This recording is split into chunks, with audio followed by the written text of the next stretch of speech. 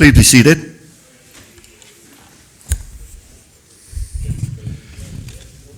Members, I'm sorry that we taking a break, but what I'm trying to do here is to move things on for us, to keep us working. We are awaiting the team from the Ministry of Health to return to the chamber, but in the interest of time and to keep things moving, we are going to get started on the vote for the Minister of Education.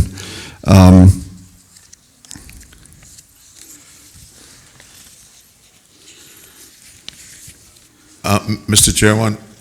Yes, sir. Member for Northside. I sat down with the member for Bordentown West on Friday evening after we adjourned the meeting. Yes, sir. And worked out all of the areas in the Ministry of Education that we could block vote. Okay. But he has the list, not me. So if you wait till he come back, maybe he can just get rid of all of them one time. Okay. Is he in the building? Yeah. Yes.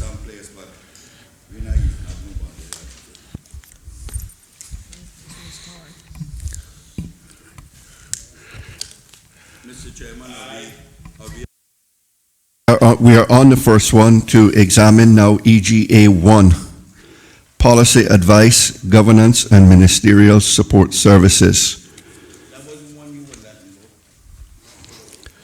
$6,910,000 in $6,910,734 in 2020 and $7,105,655 in 2021. Are there questions?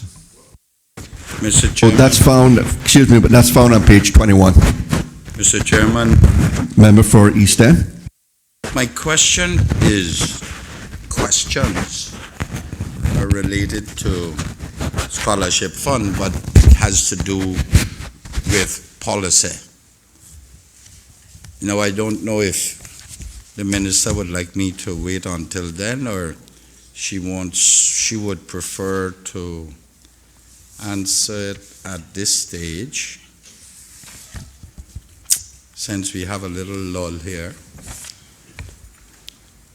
Mr. Chair, the head of the Secretariat for Scholarship is not here yet. They're on the way, but I'm willing to entertain the questions, and what the team can answer, we'll answer.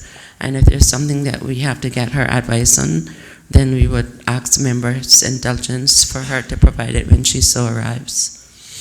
Mr. Chairman, I don't have a problem with that, but it relates to, while it relates to scholarship and bursaries, it is a policy decision that I believe it would be better answered from a policy perspective. The minister has indicated, yes. Two things.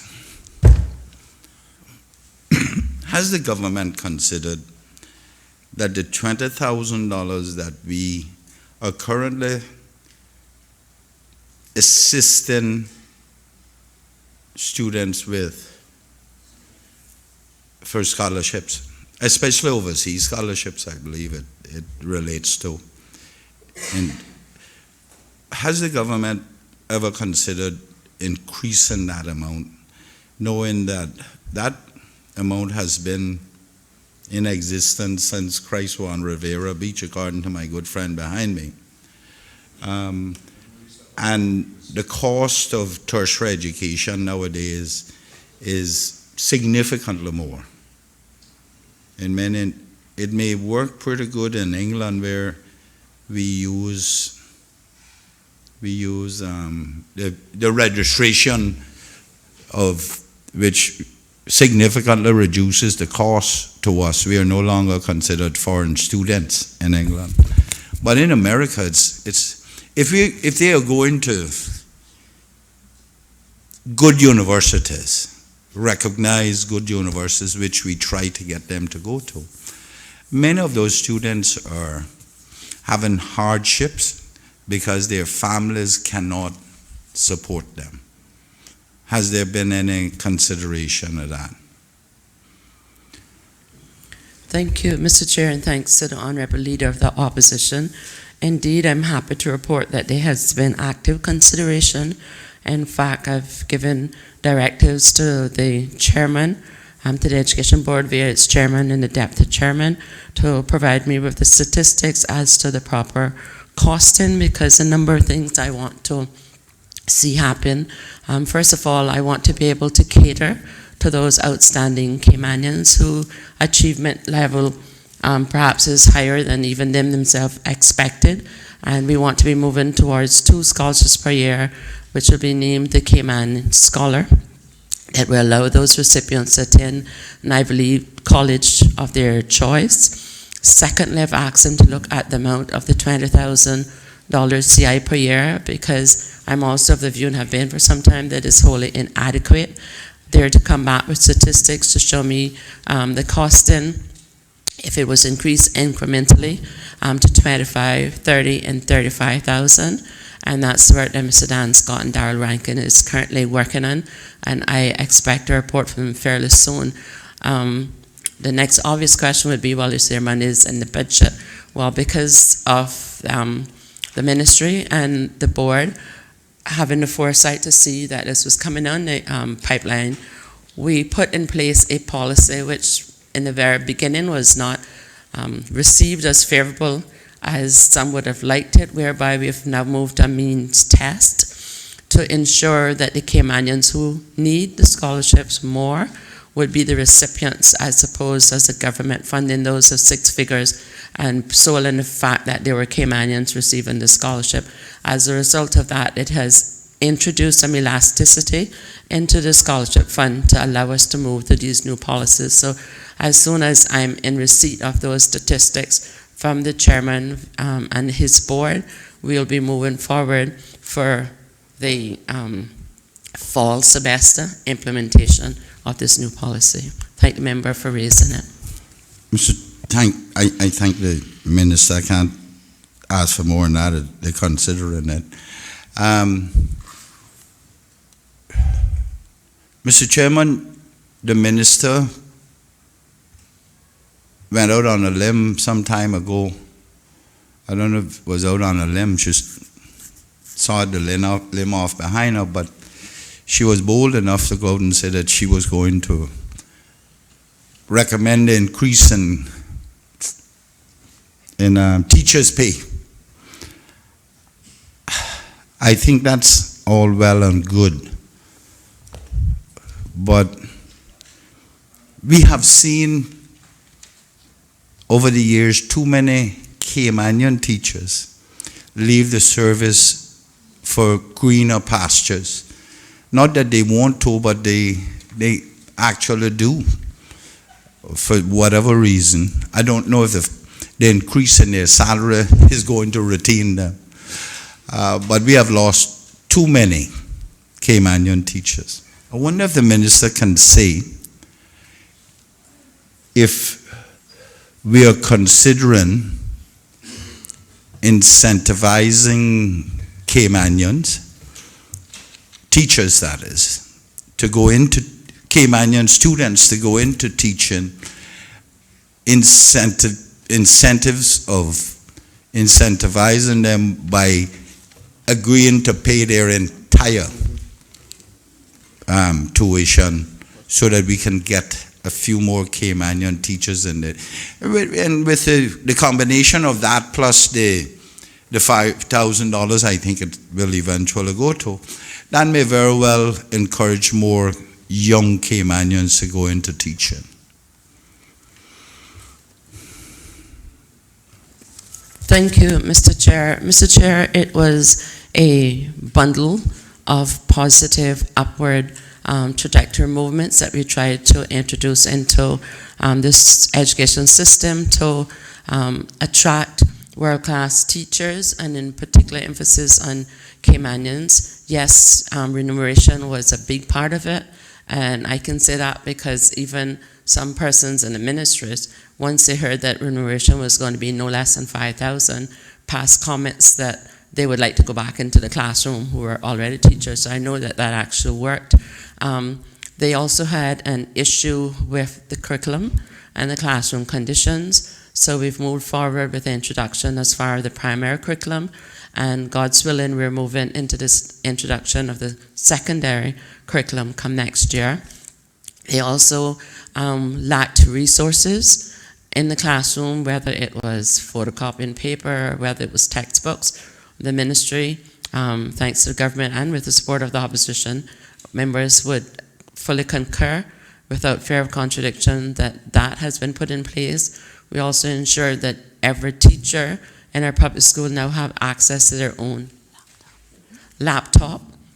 We've put training in where we've done it through from our Department of Education Services. Those areas that were weaker, and I actually increased like physical education to allow more exposure to our children, to increase their mobility and exposure outside rather than just being contained within the confines of the classroom. Before school closed, when we had the teachers' training days, we brought down experts from the United Kingdom to augment and enhance the physical education areas. We've also adjusted the school day, and the jury is still out on that, but we felt that to be able to introduce across the spectrum and have a level playing field for Spanish, as opposed to Prospect School having Spanish and Easton not having Spanish and Northside having it because they have a vibrant PTA. We wanted to equalize that, and with the introduction of that extra half hour, we were able to put those extra things in. So we took a holistic approach, Mr. Chair, to allow the environment of teaching to be one that had some magnetism, the remuneration of teaching to be a livable one, and I would trust that the clarion call that went out would have landed within the echelons of POCs and any future governments, that teachers are a very important and formidable part of our social, economical stratification. And if we want Cayman to be a world-class civil service, a world-class financial center, then it has to start within our classrooms, and investment has to so appropriate to make sure that the statement is not that's one made in isolation. Thank you, Mr. Chairman. I thank the Minister for that explanation. I believe all the members on this side subscribe to what you were just explaining. I think we can go further to say that the reason we're in the quandary that we're in today with having to import so much labor is that it's a real circle. We didn't have the education base then to keep up with the sophistication this country was going through, developing into. So what we did, we went out and found it where it was most accessible, where it was most readily available. And then those people stay here forever and become Caymanians. Then the Caymanian wants to do that particular job. They go and get educated, and when they come back, they say, well, the Caymanian is already in it, which is basically true. I believe we need to put monies into it. Whether we have it or not, we need to properly disperse resources to make sure we identify these areas that Caymanians can become a part of this society. And that is why I brought up that question about giving teachers incentives by paying for the entire thing. I mean, how long will we be doing that? Maybe 5, 10 years maybe, or 10, 15 years. But that is a necessary thing for us to do to ensure that it happens. The other question I have is, there is a policy wherein if someone applies for postgraduate, postgraduate education, and they have said they did 2 degrees or diplomas or whatever, 2 degrees. The first one, first class degree. The second one, a little less in its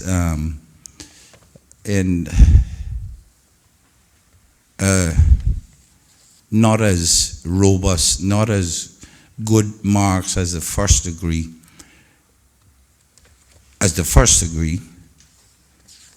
and I speak of this as someone who experienced it, and experiencing it right now. Not me personally, but rather close. We then tend to discard the first degree because we say the second degree wasn't as good as the first one. Therefore, the person does not qualify to do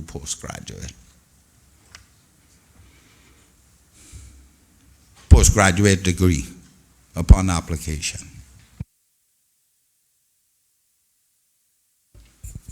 So is the Honorable Leader of the Opposition asking, just stating as a fact, or is there a question? I was consulting, so I wasn't sure whether you had elevated it to a question. If you could you repeat it, please? Yeah, some people view it as discriminatory. Is that a firm policy that if you have a first degree that is better than the second degree, that you do not qualify for postgraduate studies?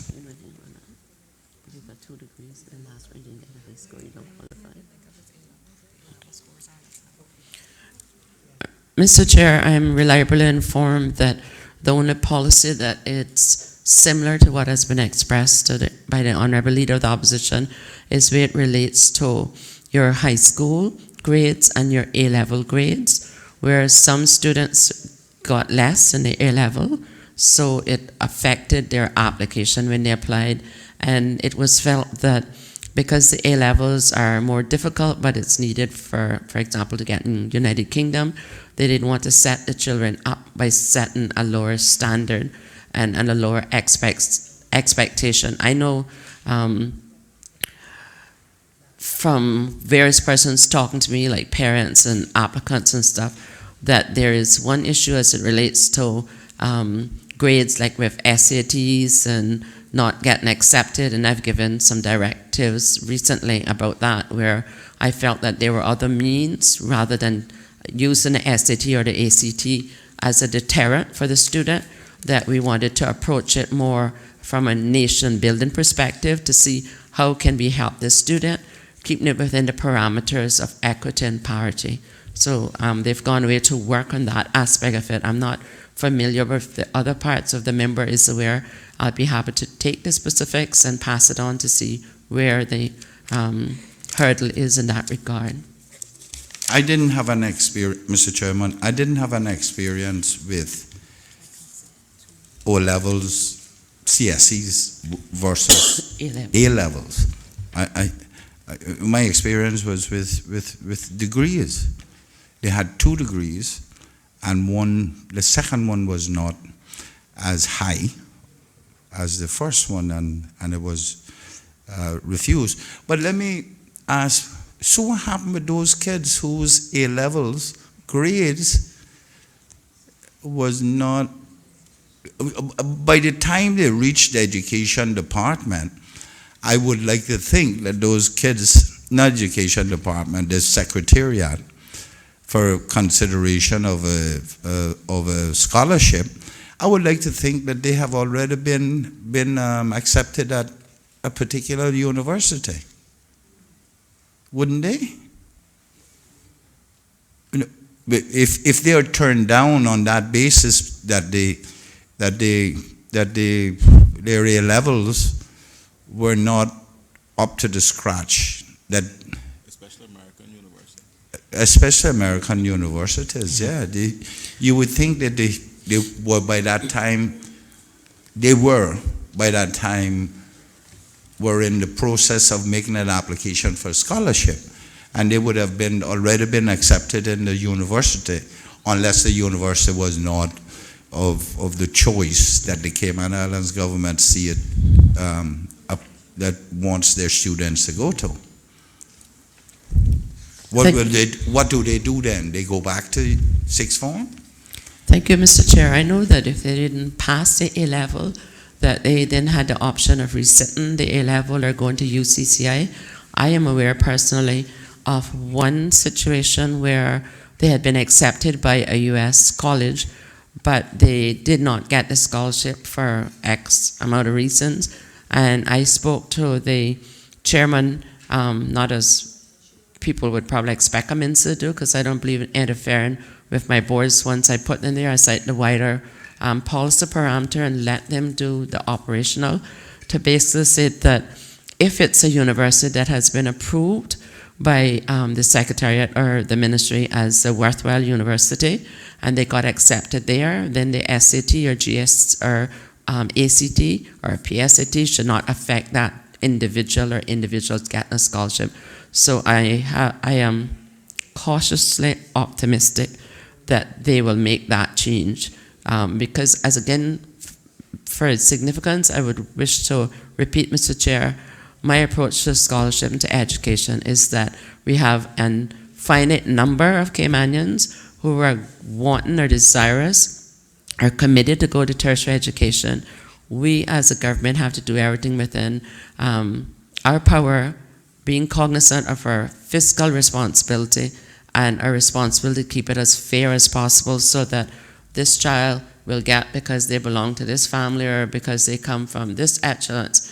That's not the way this minister is operating under the leadership, and I think that's an injustice. And if we're all honest with ourselves, those of us who got scholarships, that existed.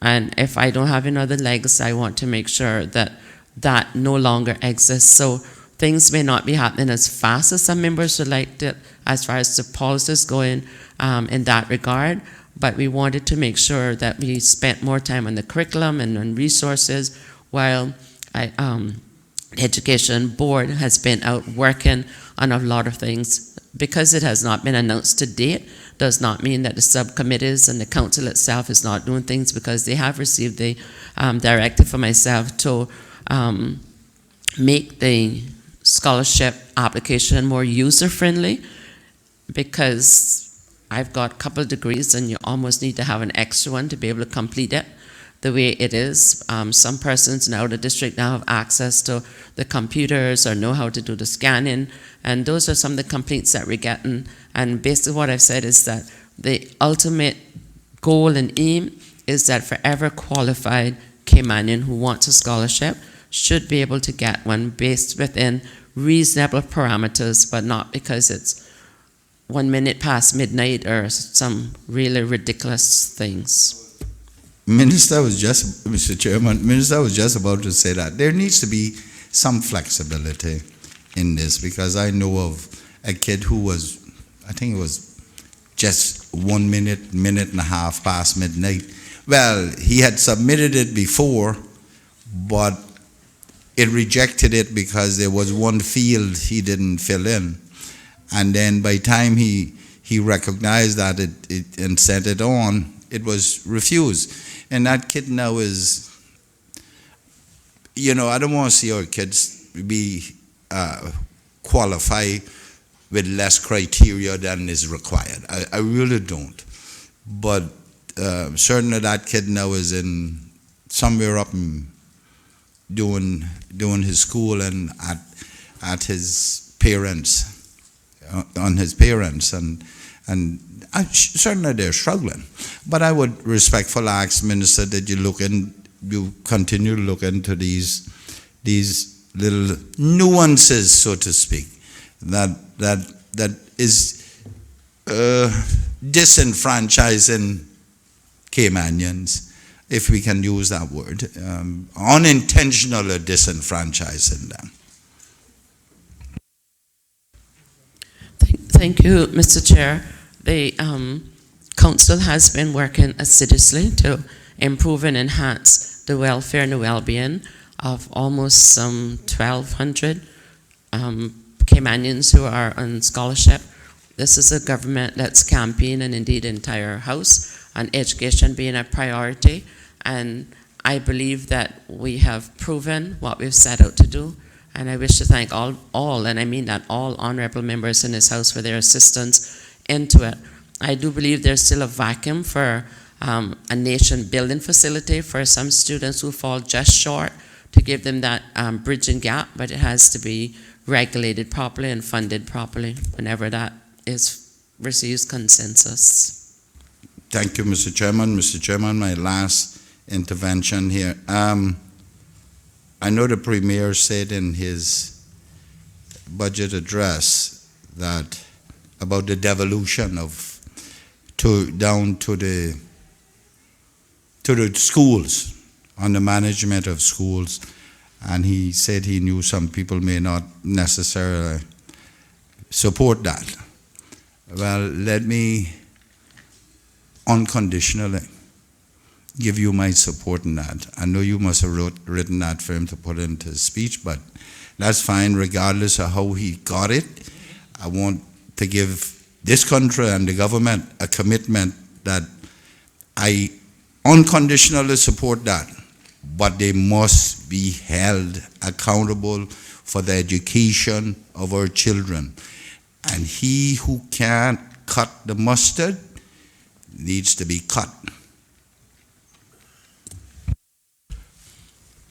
I'd like to thank the member for his unconditional support, but he knows our Honourable Premier perhaps even more intimately than myself, who is quite capable of expressing the objectives of the government, and he's a Premier that talks to his ministers, so I would not be surprised when he says something that is happening within one of his ministers' jurisdiction. What's your choice of word? Which one? Member for Northside, I think you indicated to me next. Through you, Mr. Chairman, would the minister take on board in revamping the scholarship criteria, seeking some kind of manpower needs projection from the portfolio of the civil service, to which full government scholarships will be offered, i.e. it won't be the $20,000, it's wherever that student is sent on to train or to be educated for a specific government job. They get a full scholarship, and also reintroducing the bond system. When those people come back, they are bonded to serve government for 5 years, because that guarantees the people a job. And I think we need to separate, since this is the people's money, the people that we are training specifically to come back and work in government for those who we are training to work in the private sector.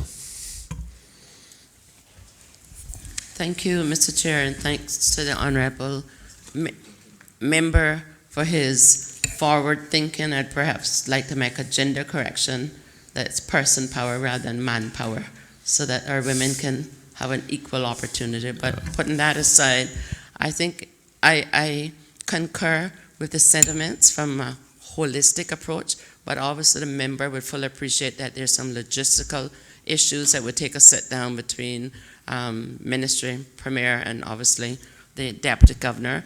I certainly have always believed that they should not have removed the bonding, and it's going to take some time to revert that. But if we're nation building, and this is my personal view, and we have whatever, 3,000, 4,000 civil servants, and we have some almost 30,000 work permits, then I think there should not be a problem with our Caymanians coming back and working within our civil service. That's my personal view.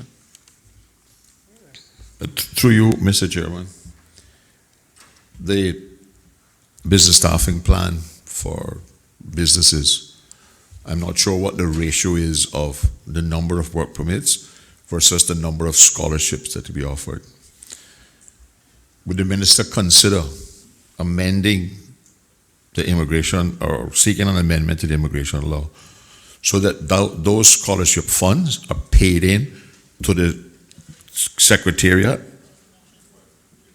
Huh? Yeah, I know. That those funds are taken into the secretariat and dispersed from the secretariat to deserving Caymanians. Because the problem my constituents and other people who speak to me have encountered is that you may have a law firm that should be offering 3, 4, 5 scholarships. But when the Caymanian goes there to ask for the scholarship, they just simply tell them there's none available or that they already been granted. And some of us have tried to FOI that information from Immigration Department, and they claim that it will take too much manpower to put it together. But it is something that we need to know, because they're getting those permits on the basis of funding the training for Caymanians. And I think that they should have to cut the check every January for the scholarships that they're supposed to provide under the business staffing plan. Thank you, Mr. Chair. Once again, thank to the honourable member for his forward thinking. I concur with the identification of the sources for possible funding of possible needs in education, whether it's directly to scholarships or some other foundation block for building education. I don't have the power that's above my pay scale to actually say that the immigration law would be amended, but I can say that we are thinking in the same line, and I have been in my own quiet, unobstructive way lobbying and asking for a similar type of policy to be put in place. So again, I'm optimistic that we will see some change, and it would be there's precedent in that, for example, NRA, there's a vehicle that's set up for that. With the infrastructure fees, there's a setup for that. And right now we have set up a subcommittee to look seriously at our technical and vocational curriculum here in Cayman.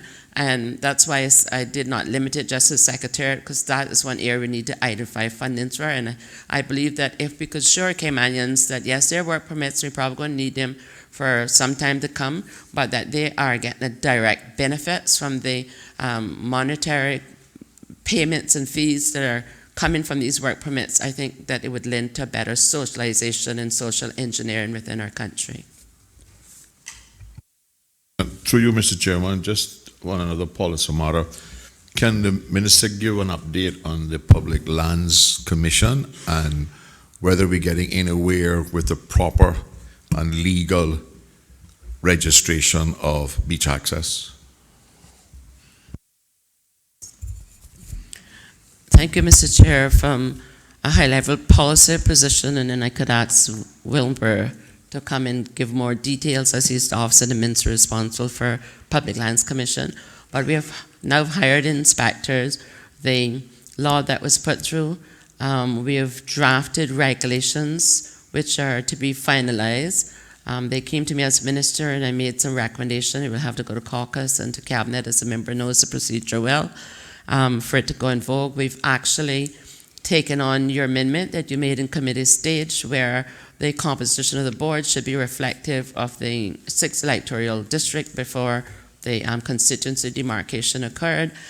So within the last week, 2 weeks, we've actually so appointed the board to reflect your amendment. And so I'm looking forward for them to go up and meet and continue to carry out their inspections. I would just say that it's like cutting teeth.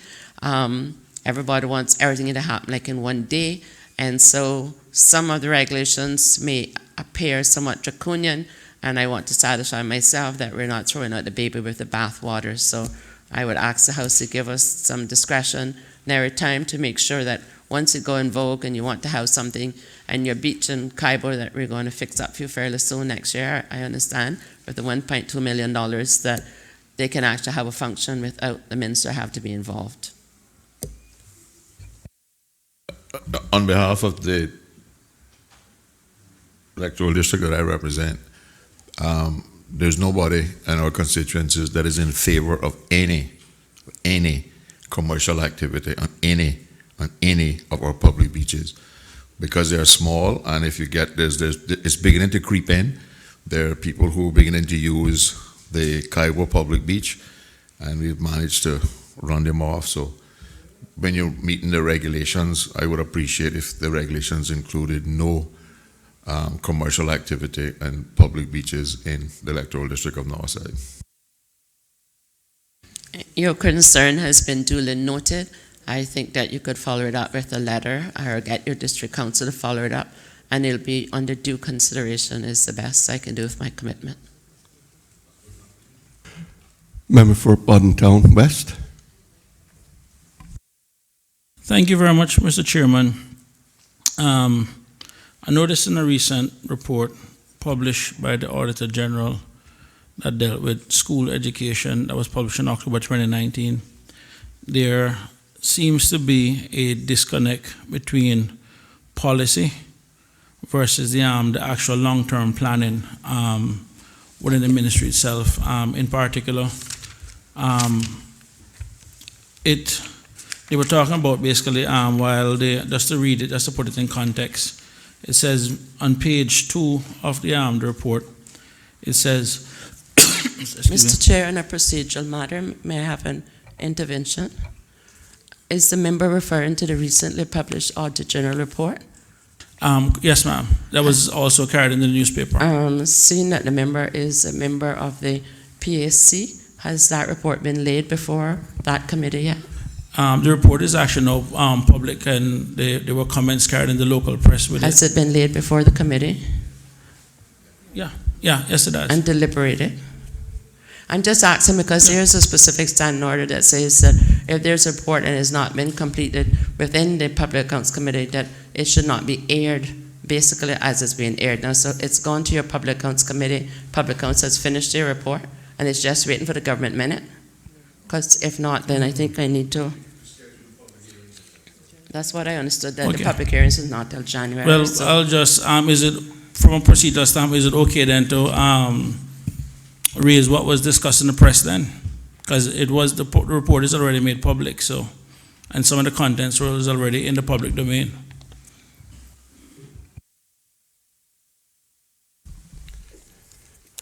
Can we look at the relevant standing order then someone could refer me to?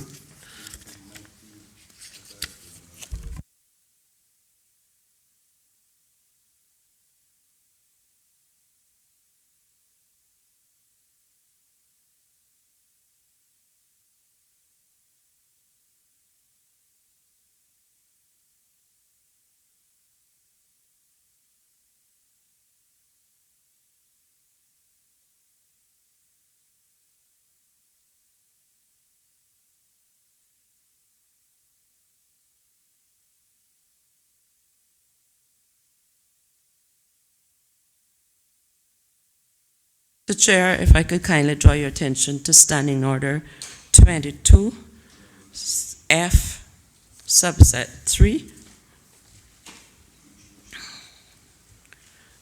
The right to ask a question shall be subject to the following general rules as to the interpretation to which the presiding officer shall be the sole judge regarding proceedings in a committee which have not been placed before the House by a report from that committee. That's the perspective.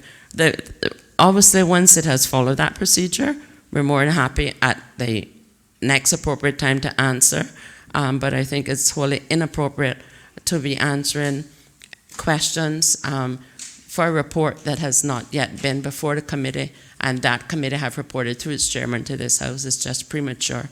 That's the only hesitation. Otherwise, the report is the report.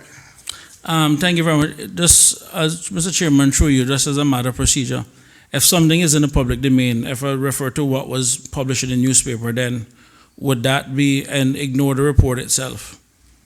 I mean, because I think in the public interest, I mean, it's already in the public domain, so just one question I had, really. Well, the other section I think that I'm looking at as well is section 73.4, that the proceedings and evidence taken before any select committee and any documents presented therefore and decisions of such a committee shall not be published by any member thereof or by any other person until after the committee has prepared its report to the House.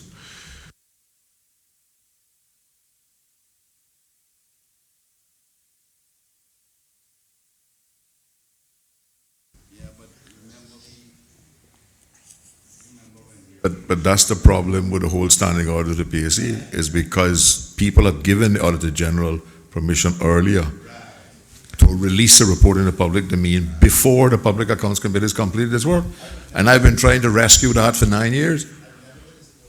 Mr. Chairman, I've never subscribed to that either, but there was in the past a Public Accounts Committee who overruled Section Standing Order 22. And in all fairness, the Premier and I fought against that during our time to stop committees, to stop reports being made to the public, made private, the public privy to those reports until that report was laid, and the minute when the report is made, then the government minute returns. And that was one Auditor General who wanted to get out to the public to report, and it came as a result of the delay in scrutinizing those reports. Maybe we need to reverse that somehow in Parliament and change them. Well, we need to change all the standing orders because they're so antiquated now that look like dinosaurs are all over them. But that is the genesis of that. Unfortunately, it is now catching up with other Public Accounts committees since that time. Yeah. But I thank the member for raising it. You have something you want to say, ma'am? No, just to say, I just thought that it was incumbent upon me to raise what the standing order says so that we would have it procedurally right. The ministry is an open ministry, and I mean, I stand available to answer whatever questions we can. I just thought that I should bring it to your attention so that we wouldn't be in breach of it. But the minister is not trying to inhibit or stop any questions being asked, even though there's an appropriate forum for that. So I'm in the hands of the committee. I don't want to be said that I'm breaking the standing orders, but at the same time, if there's something that the committee feels that they want to hear from myself or the minister, we're here to answer. Just like to follow the rules, and whatever is done for this ministry, that is done across the board, because everything we do here that doesn't follow the rules sets a precedent. That's my honest fair.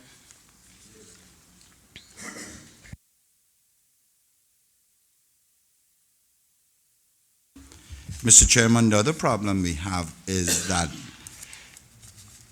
the presiding officer cannot stop the discussions of anything in Parliament or in any committee that is a public document that is being taken from a pub. You know, Mr. Chairman, I would have to look to see exactly where it's at, but it is somewhere in here. It's not my job to remember which standing order it is, but if I research it, I'll find that. But the speaker may be able to help me in that. I think it's in content of speeches or something like that.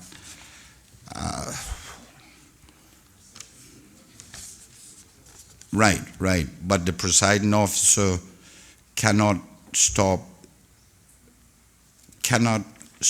a, and I know she is referring specifically to reports, but I'm talking about public now. If it's in the public domain, you can't stop a member from doing it. You can refer to newspapers, articles, and what have you, but I don't know, I can't remember, was it 22? A scope of asking and answering questions.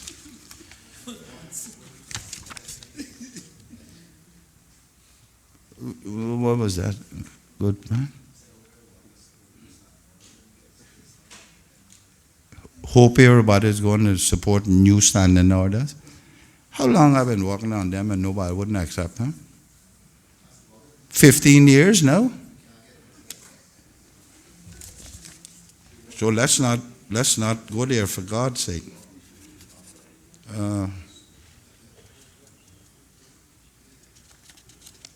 Rules.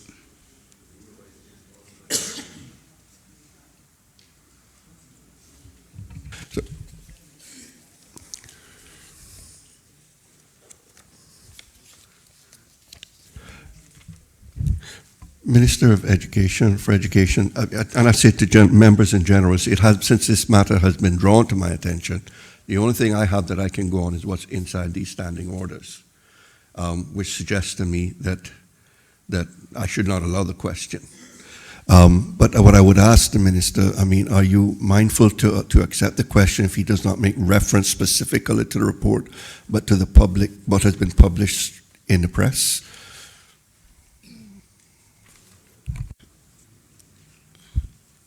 Mr. Chair, I see the chairman of PSC trying to get your attention. Mr. Chair has almost put me between a rock and a hard place, because you wouldn't have the newspaper report if you didn't have the Audit Journal's report. So the newspaper report is the child of the Audit Journal's report. And I'll repeat again, personally and administratively, I'll answer any question that's put. I just want to make sure that I'm not held responsible for breaching the standing orders. That's my only contention.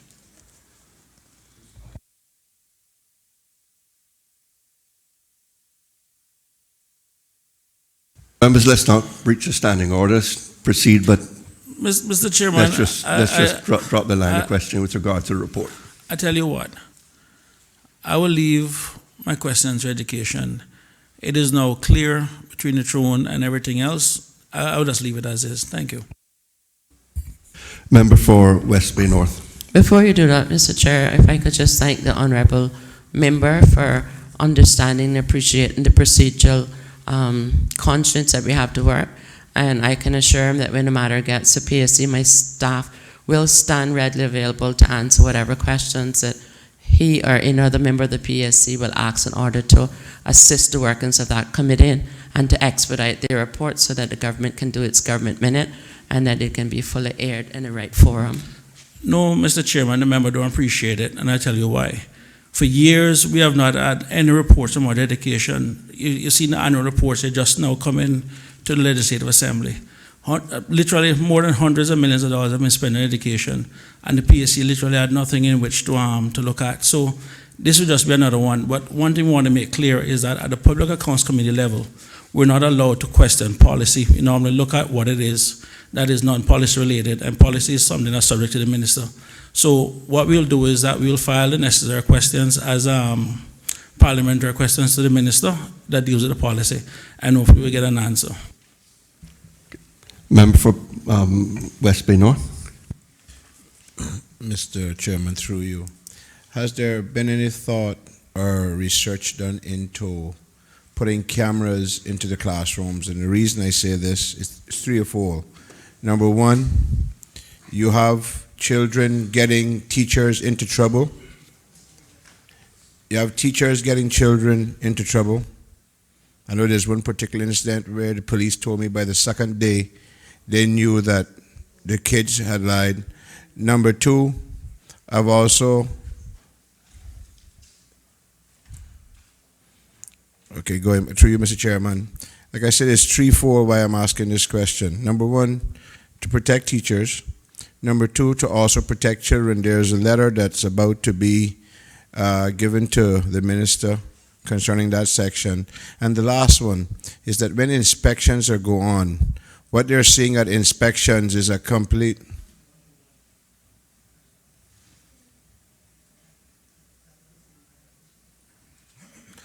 Mr. Chairman, if the member, was the member continuing? Because I wanted to ask a question based on Well, I think wanted him to get to the bottom, but to his question, because I do have him on the floor asking a question. Yeah, but I'm trying to get one on the same line that the member for Bordentown West was talking about.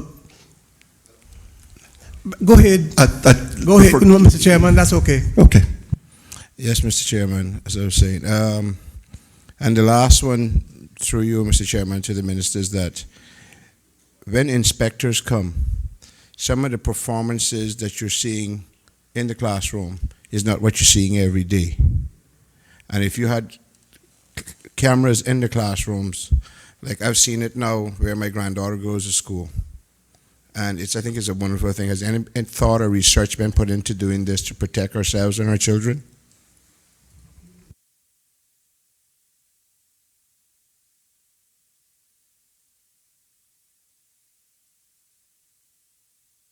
Mr. Chair, if I could have your indulgence, I can consult with Mark Ray from DES.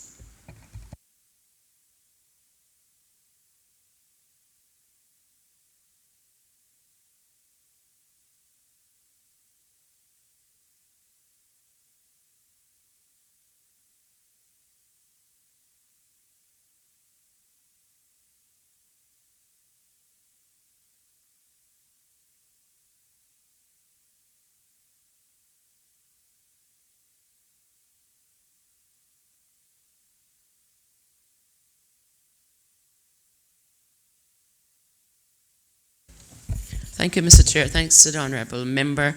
I have been reliably informed from a member of staff from DES that they have been considering the placement of cameras in the classroom, but the consideration has not been concluded because they have to look at the child welfare issues and the logistics of it to get a complete picture to make sure there are no human rights infringement and that the welfare of the child is of paramount consideration. But they're looking into it, Honourable Member.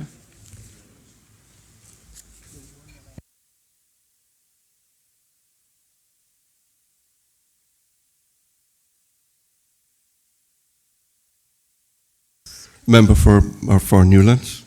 Thank you, Mr. Chairman. I just wanted to go back to the discussion on the business staffing plans because I think we had actually got to the point where there was some commitment made, maybe not necessarily by the minister, but I think last Finance Committee we discussed it and a commitment was made that an effort would be made to try and bring those scholarships back, those benefits in line under the scholarship secretariat. So just as a reminder, but actually my question is more along the lines of the qualifications for scholarships, because like the leader of the opposition has stated, I've had a number of people not really complain but state to me that they have concerns that their kids are doing very well in school, had actually been accepted to universities in the United States, and without the requirement for A-levels, but they're still required to go through that process.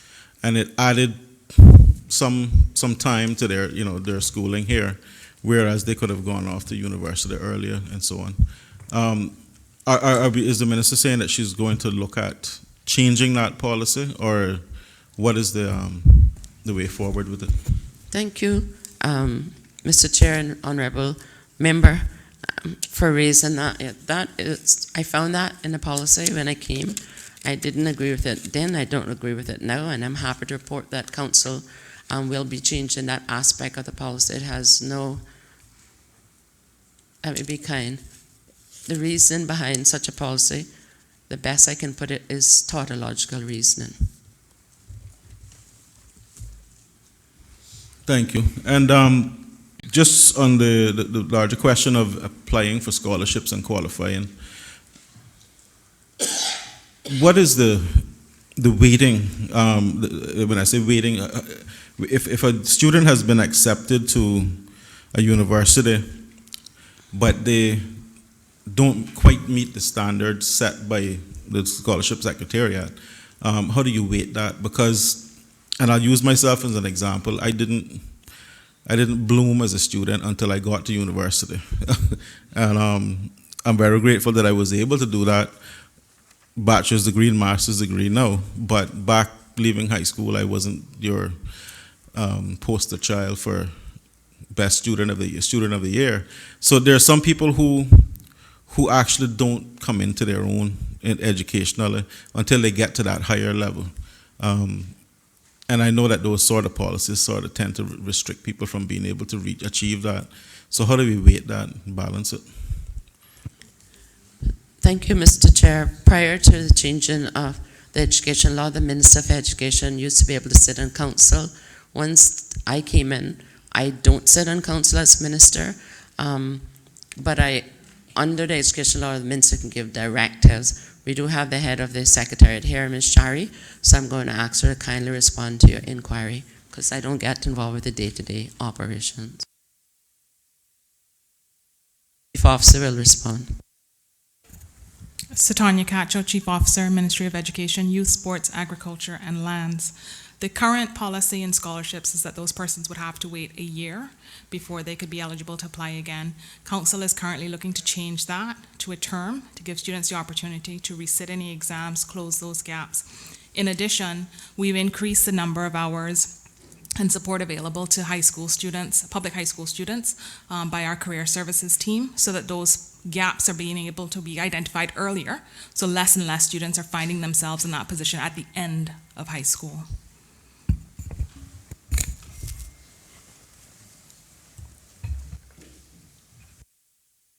Member for Savannah. Thank you, Mr. Chairman. Through you to the Honorable Minister. I'm not sure if you touched on this yet in regards, this was a report last year, maybe earlier this year, in regards to Clifton Hunter, when some information came out that about 41 teachers up at Clifton Hunter was not up to scratch. What happens in an instance like that, and what goes on? Mr. Chair, as all and sundry would be fully cognizant, Section 55 of the Constitution gives responsibility for administrative things to the governor, who is delegated to Deputy Governor and Chief Officer. So I'll ask my Chief Officer to answer all staff-related matters. Chief Officer. So Tanya Cacho, Chief Officer, Ministry of MISO. Mr. Chair, through you, we are governed by the personal PSML, Public Service and Management Law, which says that people who are underperforming have to go through a particular process where they get a warning. They're given an opportunity for support over a reasonable amount of time to be able to rectify and improve their performance. So we have to go through that process by law. In addition, we've restructured our performance management program so that the targets teachers have to reach are more specific. They're geared completely around student progress and achievement, and so that we can hold people more accountable. Mr. Chairman, just a follow-up. Are the teachers so suggested, have they been notified that this will take place? Mr. Chair, through you, this is a part of our process. Yes, sir. This is a standard process.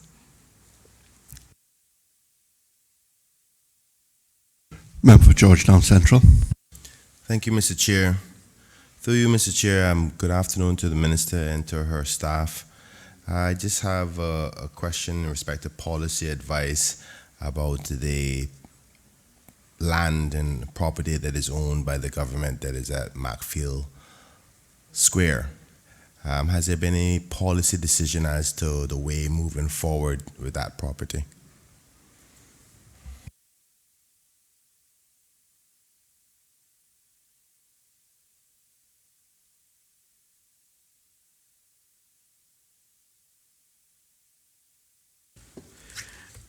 Mr. Chair, no final decisions have been made about that property yet. There's an element of complication in that there is a Caymanian lady who's there in legal terms, she would be termed as a squatter, but she used that for her livelihood, for sewing. I'm sure the member is very familiar with this situation. So it's been kind of delicate with the treatment of it, because we don't particularly want to go and kick this lady out, then she have to end up just depending on social services, so we're trying to find a suitable solution for it. We thank him for raising it. Thank you, Madam Minister. Through you again, Mr. Chair. I understand that there's been some changes to the location for security reasons. Can you give us an outline as to what they were in respect to fencing and the like?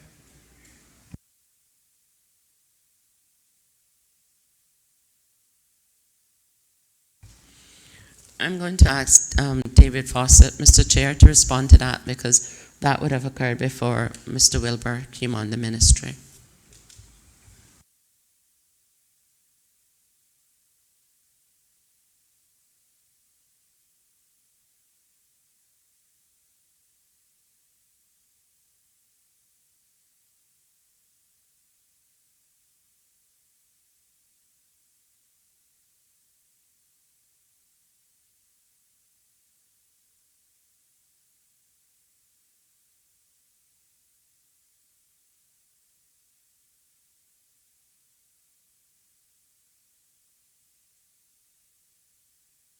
Okay. Is the honourable member from Central saying that there's fencing around the property now?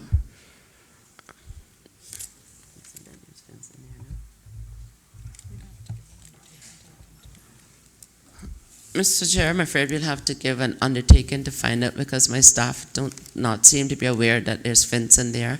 So I'd have to find out who put the fencing up and who paid for it.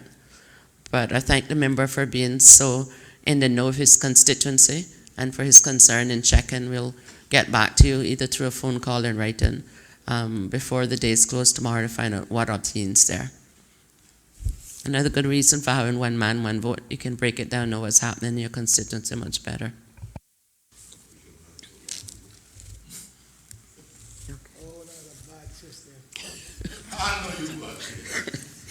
Member for Savannah. Thank you, Mr. Chairman. Some time ago, the local advocacy group Colors came and raised a certain amount of skepticism about your anti-bullying organization or what you were going to rules, the actual rules.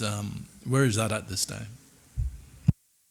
Mr. Chair, I'll ask the Chief Officer to respond to that because they've been working with that with Legal Department. Mr. Chairman, through you, Satanya Cacho, Chief Officer. Our team from the Ministry has been working with the AG's office on that legislation. That should be coming to the House soon.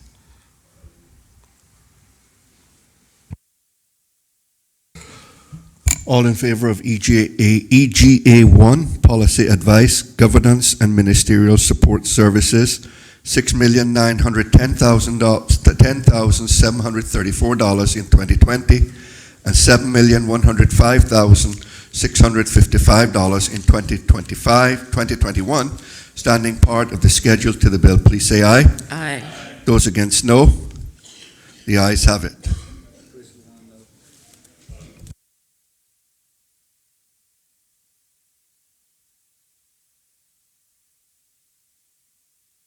The next item is EGA 4, but I did have an indication from the leader of the opposition earlier that there were a number of these votes that members were prepared to block. A member for Bodden Town West, he suggested that you may have that list. And No, unfortunately, Mr. Chairman, we had got some indication from some members, but we have not discussed it fully amongst ourselves yet. So let's have to continue as usual. Okay, fair enough. EGA 4, Public Library Services, $1,665,316 in 2020 and $1,647,854 in 2021. Questions? All in favor of EGA 4, Public Library Services, $1,665,316 in 2020 and $1,647,854 in 2021. Standing part of the schedule to the bill, please say aye. Those against, no. Ayes have it. EGA 5, Primary Education Services, $31,004,671 in 2020 and $31,871,227 in 2021. Are there questions? Member for Georgetown Central. Thank you, Mr. Chair. Through you, Mr. Chair, to Madam Minister, can you give an update about the buses? Can you confirm, maybe my memory failed me, but I'm certain in the last Finance Committee we gave commitment to providing particularly special buses for events and the like. And can we confirm that they have been ordered and completed?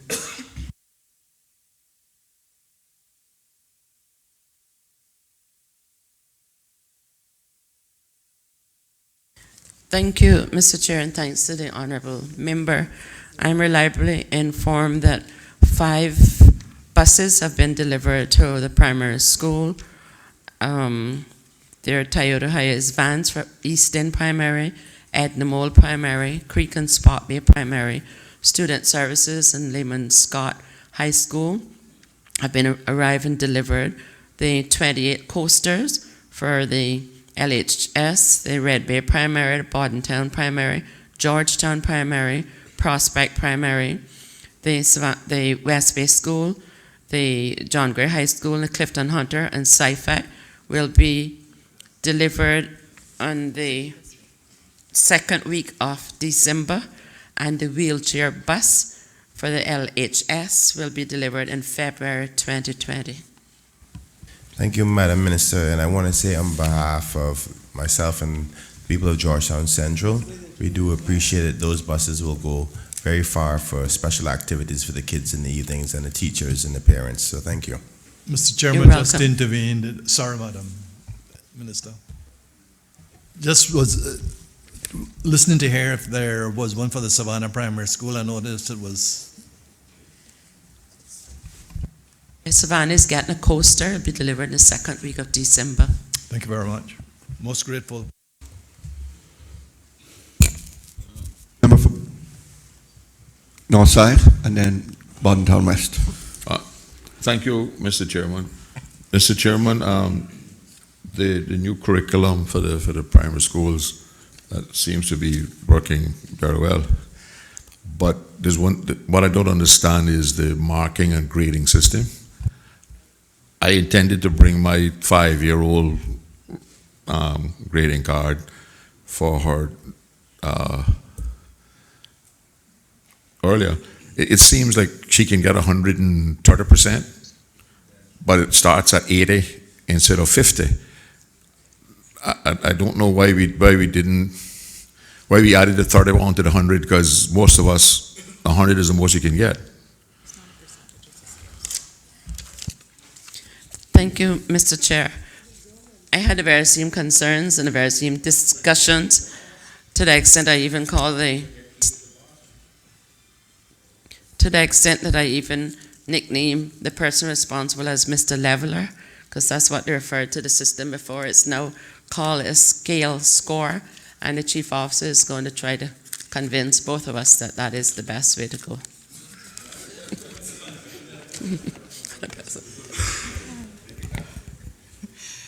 Tanya Cacho, Chief Officer, Ministry of ESOL. The scale score is what comes with the new English curriculum. It's part of their assessment process. We've done quite a bit of training with teachers on scale score and on assessment and on grading of students. What I will say is, for us to be able to compare our students here with those in England, we need to be able to do it on the same metrics. We are issuing guidance to parents about the entire curriculum and the assessment process so that it will become clearer. I'm not a statistician. I can't explain it to you in great detail, unfortunately, Minister, but we'll provide that information to parents shortly. We actually have it in draft format now. It is, she certainly has enough textbooks. I think in year one she has 9.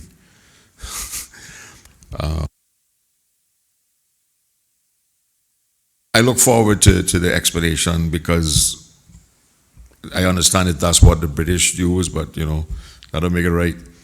And we should be able to statistically adjust ours from 50 to 100. 50 being a pass grade, I would assume, when I went to school, and 80 being the pass grade, but you can get 130.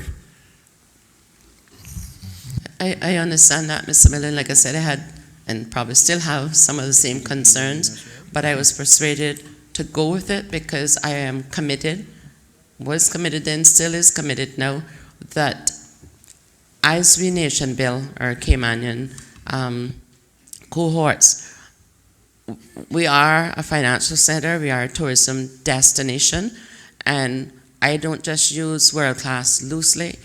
It is my modus operandi to create a world-class educational system. And I don't know about other members of the House, but I'm getting pretty weary of being told that our level of education isn't as good as those from across the pond, and likewise. So if that's what it took to where their grade is on the scale and our grade is on the scale, I am confident with every fiber within me that we will perform and perhaps outperform. And the Chief Officer can perhaps add to that. Mr. Chair, through you, just to add that one of the issues we had previously was that with different assessments, you had different results, and it was difficult to compare a student's performance over different assessments. So you could have a teacher give a child an assessment, and they do extremely well on one and then very poorly on the other. Which one do they use to grade that child's performance? With the scale score, it allows us to translate those into raw scores for any test that a child takes, so that we're able to compare more equally and more accurately for children, so that we can mark their progress and help close those gaps. Through you, Mr. Chairman, is it going to be required that the private schools use this same grading system? Because again, they tend to pretend that they're better than the public schools. Currently, I'm very informed that there is no requirement by law, and so not all of them are using the British curriculum or UK curriculum. So if that is the desire of the House, there would have to be an amendment and this consultation to make sure that no one is disenfranchised along the way.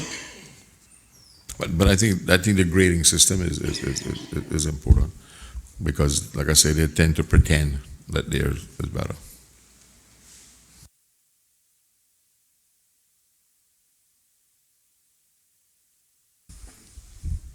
Member for Bodden Town West. Thank you, Mr. Chairman. Through you to the Honorable Minister. Has there been any studies done in terms of future primary schools, in terms of any development, or what we'll be doing in terms of building any future primary schools, or adding additional classes to any existing primary school? In particular, Bodden Town and Savannah are well in terms of population, and also I believe West Bay to some extent is almost at max level, I understand. Thank you, Mr. Chair, and thank to the Honourable Member.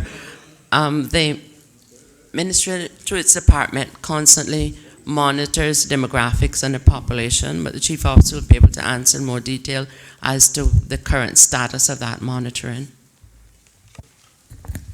Mr. Chairman, through you, we monitor population data, student enrollment data, and the schools that you've mentioned are on the increase. Those schools' class sizes are still capped, so 28 to 1 per class for the older classes, and 24 to 1 teacher for the younger classes. They're still under that ratio, but it is an area that we're monitoring very, very carefully.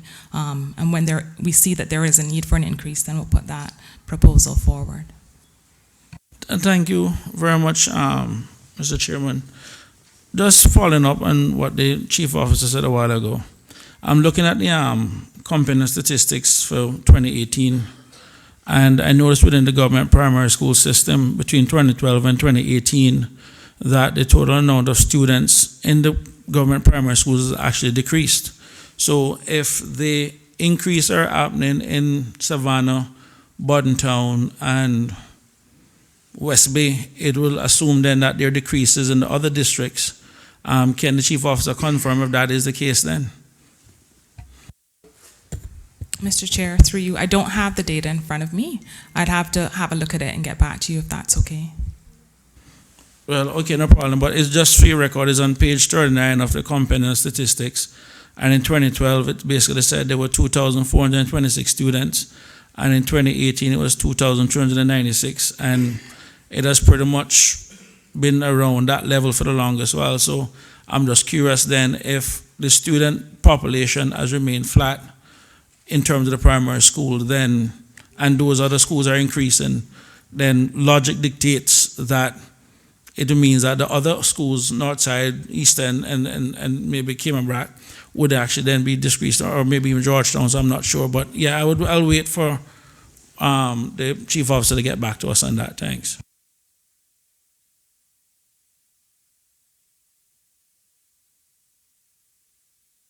All in favor of EGA 5, primary schools, primary education services, $31,004,671 in 2020, and $31,871,227 in 2021, standing part of the schedule to the bill, please say aye. Those against, no. The ayes have it.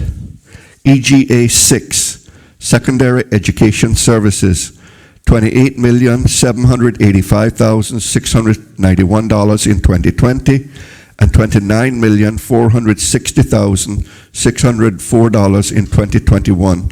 Are there any questions? Member for Bodden Town West.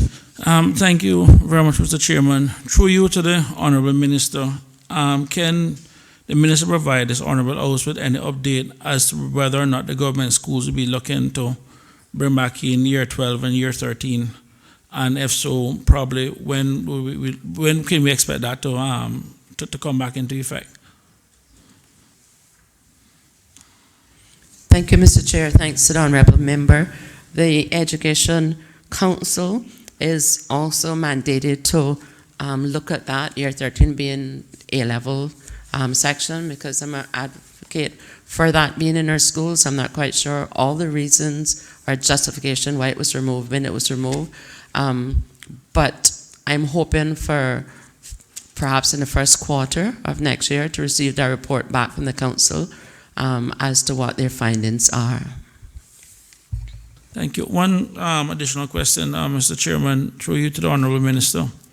One of the things that had jumped out to me looking at just this statistic report is in 2012, just in secondary schools, there were 2,530 students as per the ESO report.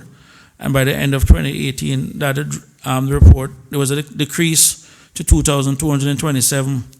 But at the same time, I noticed that the student population in private schools went from 2,787 to 3,618. So there seems to be a gradual decline in the population of secondary students within the government schools and a gradual increase in the private schools. And I was just curious to know from the minister if there has been any report to address why the secondary population of students have been decreasing within the government schools versus the private schools. If there has been, what's the reason for that? I think it's probably a combination of reasons. Caymanians are having less children, and we also have an increase of those coming from overseas to work here. And because of the immigration policy, they go to private school. I've also asked for that to be looked at, because even though when that policy was put in several governments ago by a previous administration, it was because they didn't seem to have the fund or the prioritization to fund the necessary education infrastructure to house it.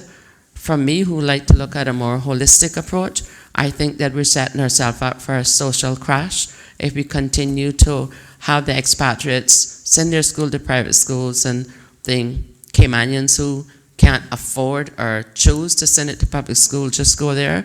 I came up from an era, albeit on Cameron Brat, where we had those dissensions during my parents' and grandparents' time, but thanks to Mr. Lehman and Scott, he built a high school in the middle of the island and people came together, and that has boded well for Cameron Brat. And I see divisions between us and them and us, which I don't think is something that lends well to Caymankind promotion that we put. So I would certainly continue to be an advocate for that aspect of the immigration education policy to be tweaked to allow expatriates to have their children come into the government school. There'll always be some Caymanians and expatriates who want to go to private school, that's for status, or there's this belief that the school is better. Those will be reasons that are personal, because everybody wants the best education and people are entitled to their opinions but not facts. And that's why we made it a priority, honorable member and members of this honorable house, to invest in the resources and to get the curriculum right, to pay the teachers right, because Caymanians for many generations, even when some of them couldn't read and write, when you gave them opportunities, have that propensity to excel to the top. And I believe that now we are in the watch. It is our responsibility to provide those opportunities for our Caymanian students. And we would have left a legacy that will be talked about as the seafarers were if we can get education right in this country. Mr. Chairman, I'm happy to hear that the minister is actually looking at ending this segregation within the schools, because I think it's one of the things that have really damaged our education system, and I welcome that. Thank you. Member for East End. Thank you, Mr. Chairman. Mr. Chairman, I know that maybe I should have asked it earlier, but I was waiting until facilities maintenance and operational school support services.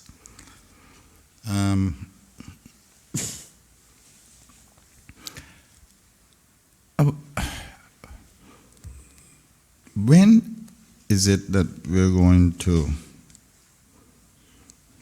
build out the Clifton Hunter High School with all of the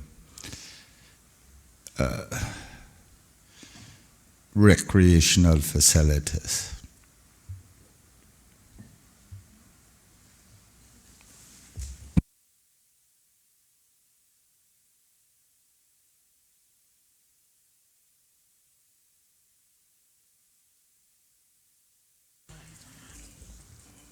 Mr. Chair, I am trying to see if we can get a response of that because I have not been briefed that there was additional things to be built out, and so there's nothing in the budget.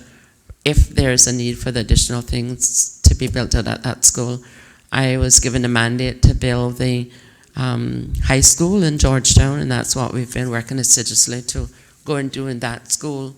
Will be done in 3 phases, and the 3rd phase being the landscaping and the recreational facilities for that school.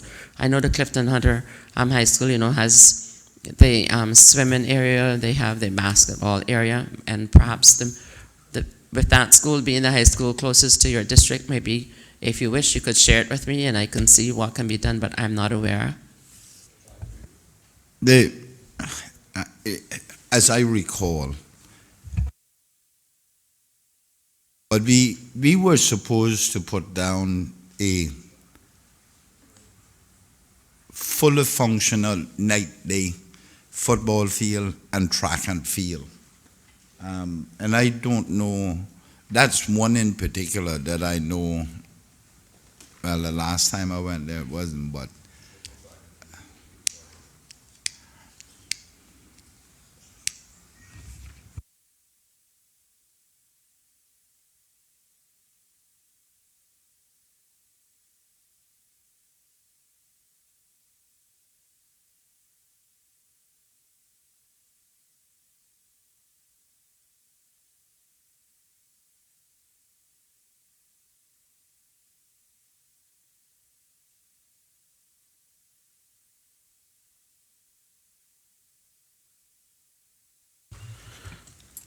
Mr. Chair, thanks for the indulgence of the Chair. I am informed that there are currently 2 football fields there, but no permanent goal post, and that he is not aware that there was to be a track around there. I'm giving it to you as I got it, because I'm not aware of it. well, Mr. Chairman, it may be that the minister is not aware because this was long before her time that this was built, before her time as the education minister. But certainly it was anticipated that that build out include a track and a permanent football fields, whether we got 2 now or we have 1. But I know it was intended to have stands, lights, and the like for football at the school.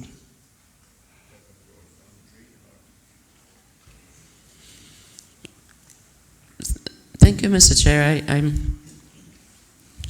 The members will see and know from my background, which my first degree was physical education, that I'm an avid supporter of the development of sporting facilities, as will be seen from the primary schools. I'll be the first to say that it's not happening as fast as I would like it, but you depend on third parties to get it done. And that's the way of the game. Ministers can't actually go out and build it. As for the Clifton Hunter High School, I have no idea why a track is not there, and I can undertake that a track needs to be there. It'll have to be budgeted within the cycle.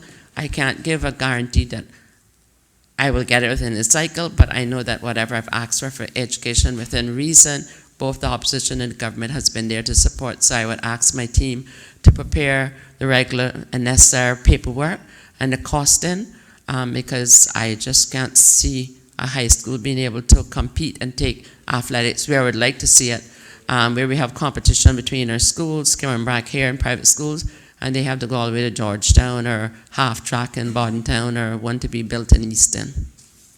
Mr. Chairman, the minister can rest assured that anything to do with education, we are available. But this mediocrity and this everybody making their own rules needs to stop. The only rule making must apply here is what is budgeted for here. We budget it and they decide, someone else decides, no, we're not going to do it.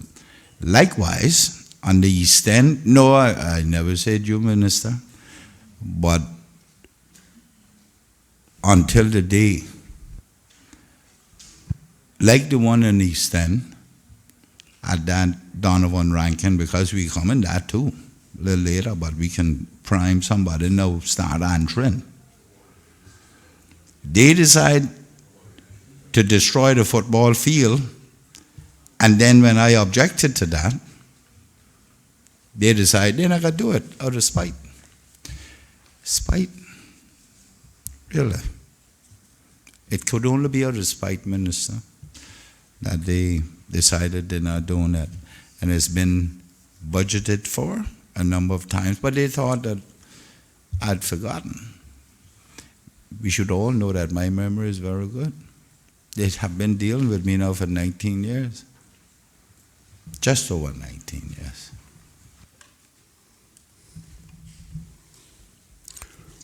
All in favor of EGA 7, education services for students with, EGA 6, secondary education services, $28,785,691 in 2020, and $29,460,604 in 2021, standing part of the schedule to the bill, please say aye. Those against, no. The ayes have it. EGA 7, education services for students with special needs, $9,966,997 in 2020, $9,974,792 in 2021. Are there any questions? Member for Bodden Town West. Thank you very much, Mr. Chairman. Through you to the Honorable Minister. Can the Minister provide a reason as to why this is one of the votes that went from roughly 10.5 million this year to roughly 9.97 million next year, a decrease of $559,000? I'm just curious as to what is driving the decrease in this spend. Mr. Chair, the Chief Officer will respond. Mr. Chair, through you, there's a few things. There's actually been an increase for Lighthouse School for 2 proposals. We're seeking to do more integration of students from Lighthouse School into mainstream schools, and they will require some support. So taking students from Lighthouse School, for example, and having them in Red Bay, Bodden Town, Sir Johnny Cumber, etc. We're also looking, have a proposal in the pipeline for a Year 13 program at Lighthouse School as well. But the decrease is represented really by placing staff, SEN staff that were previously in student services directly in schools. Previously, those persons were in a separate building, and then their services were procured through schools as needed. We've now put those people into schools directly to provide support on the ground when children need it. And you'll see that change in EGA 5 and 6.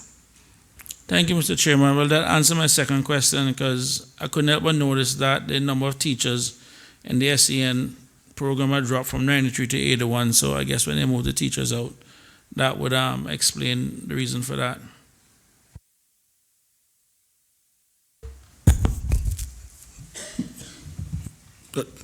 I have a quick one. Member for Newlands. Mr. Chairman, I wonder if the Minister could confirm whether or not all areas of the Lighthouse School, now that student areas, are now wheelchair accessible.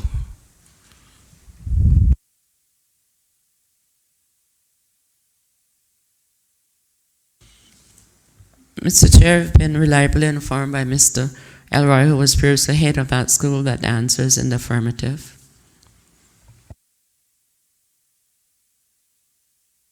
Member from East End. Just to Okay, confirm, go ahead. That question included the playing field.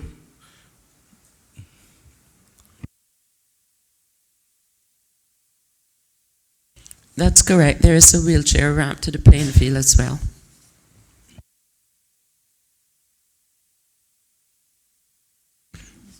Member for East End. Mr. Chairman, I don't know if we should do it here. Maybe I missed my opportunity, but I was looking at the children psychologists, and if they're tied in with these, I suspect they will be, so I may be able to ask it here.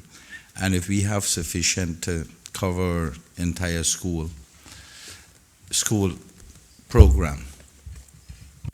Thank you, Mr. Chair, and thanks to the Honourable Member. Chief Officer will explain to the Honourable House how they've been decentralized to best fit the needs of our respective public schools. Mr. Chair, through you, we have actually Mr. Elroy Bryan, who was principal at Lighthouse School, working with the Department of Education Services to manage the team of educational psychologists and all specialists. He's been doing an excellent job. He's actually looking, piloting some software that looks at the amount of hours all of those persons spend with students, the types of services that are provided, and the outcomes as well, so that we can get answers to those questions. How effective are they? With which students are they most effective? Do we need additional staff? Do we need less staff? It's part of that kind of value for money framework, looking at the effectiveness of the staff. How many do we have now? Mr. Chair, through you, we have 7 currently. 7 for the entire country? Educational psychologists, yes. Yeah, educational psychologists. Yes, sir. For the entire country? Yes, sir. What they do is they'll provide assessments for students, and then they'll work with the other specialists, so the speech and language therapists, the occupational therapists, school teachers, Senkos, etc., and and the interventionists, and those people put interventions in place for the students based on who they've assessed. Okay, and the truancy officers? How many of those you have? Mr. Chair, through you, we have 3.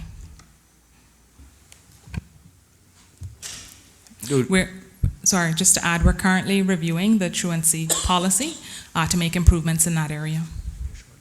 Yeah, because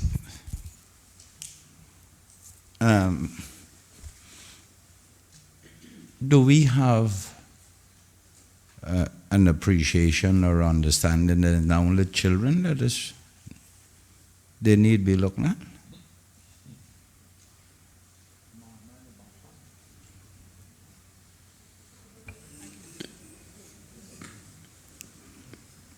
Mr. Chair, I see the minister is looking a little quizzical with my question.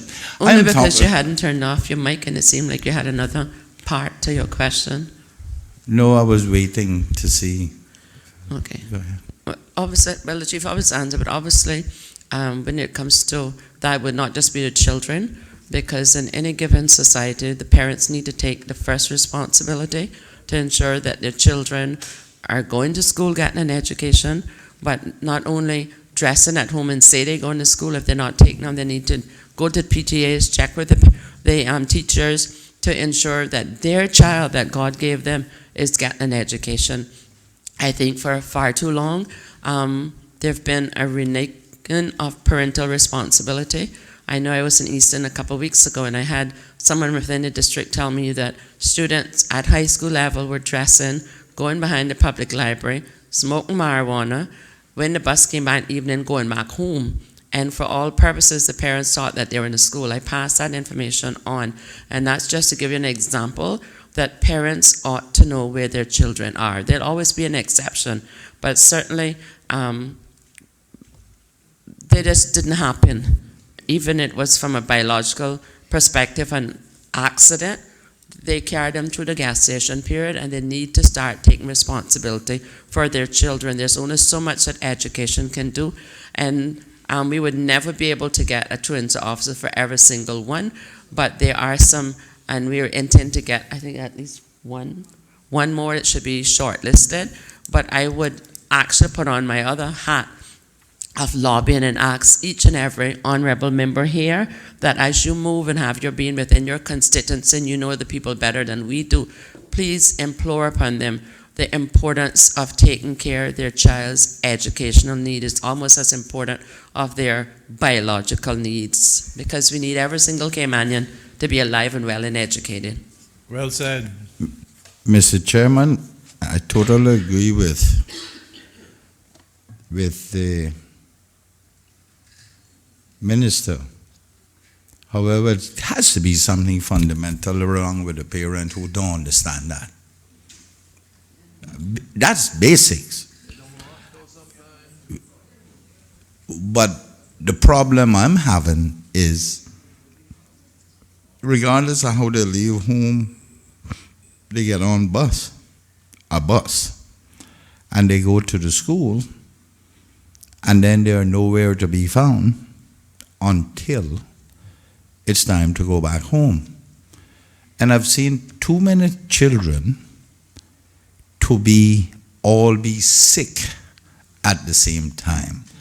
The whole country would have to have a disease, contagious disease, for all those children to be out of school on the same day, and most times every day.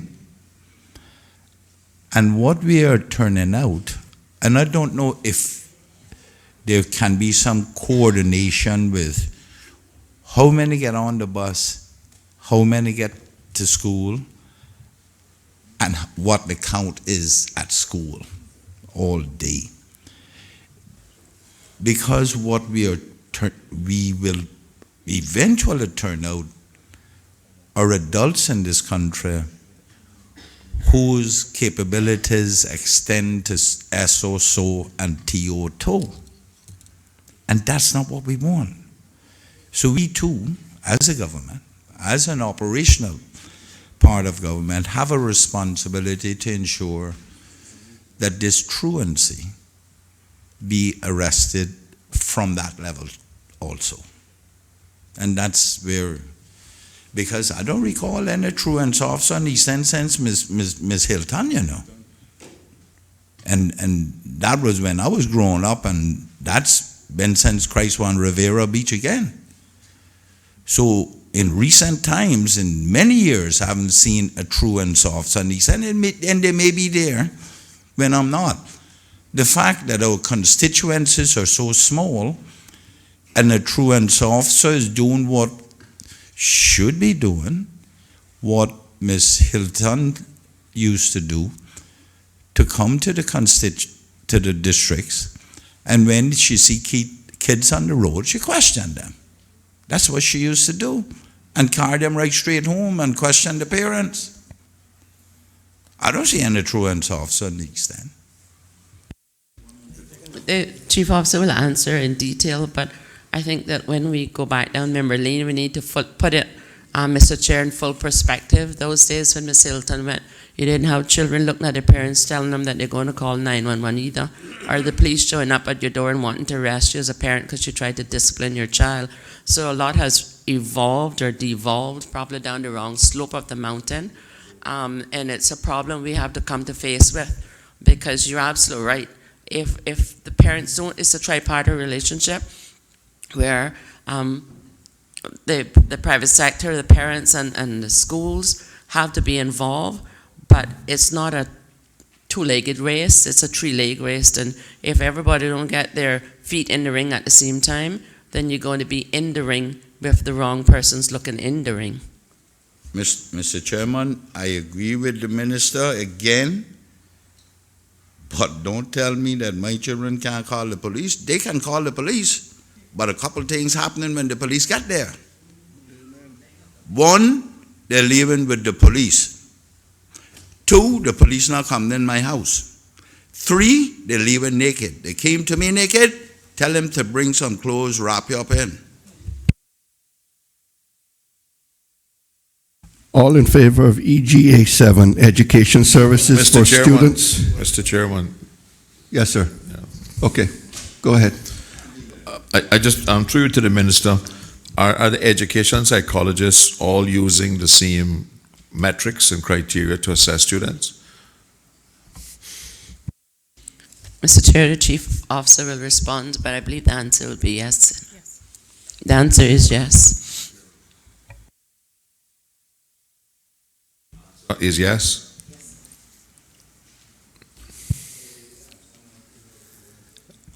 They're not allowed, the education psychologists are not allowed to retest children with a different matrix if the matrix that they were specified to use didn't give them the result that they were looking for.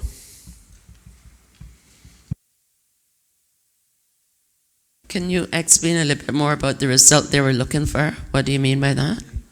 As to whether the child was special aid or whether the child needed a special intervention, etc., etc.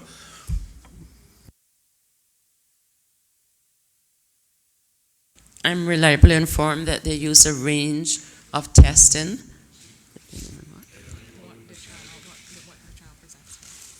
Depending on what circumstances the child presents. So you could have a situation where a child is assessed by one education psychologist using one metrics, and another education psychologist could come along and assess the child with a separate metrics altogether and get a different result.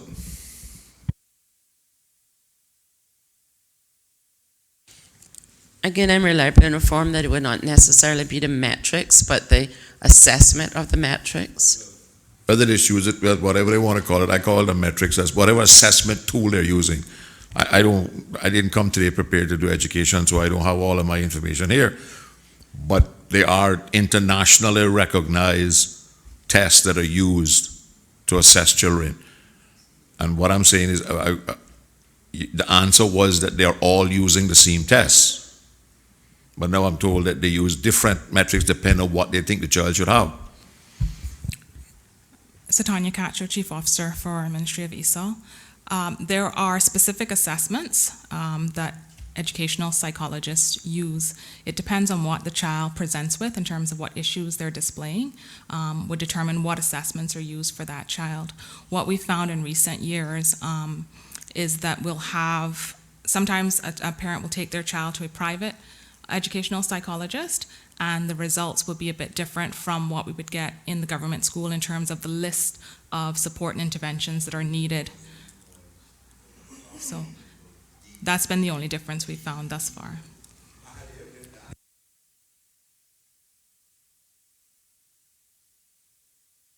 You mentioned truancy. Is there any way we can write under the education regulation the truancy for parents attending PTA?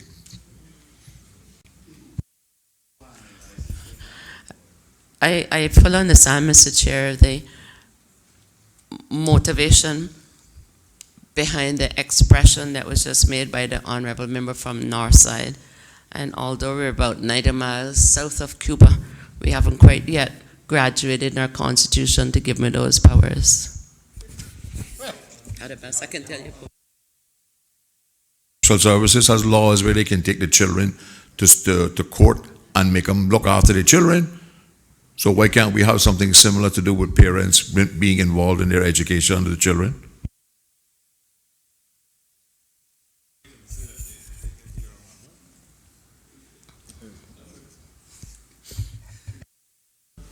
All in favor of EJA 7, Education Services for Students with Special Needs, $9,966,397 in 2020, $9,974,792 in 2021. Standing part of the schedule to the bill, please say aye. Those against, no. Ayes have it. EGA 8, Facilities Maintenance and Operational School Support Services, $12,415,927 in 2020, $12,620,500 in 2021. Are there any questions? Mr. Chairman,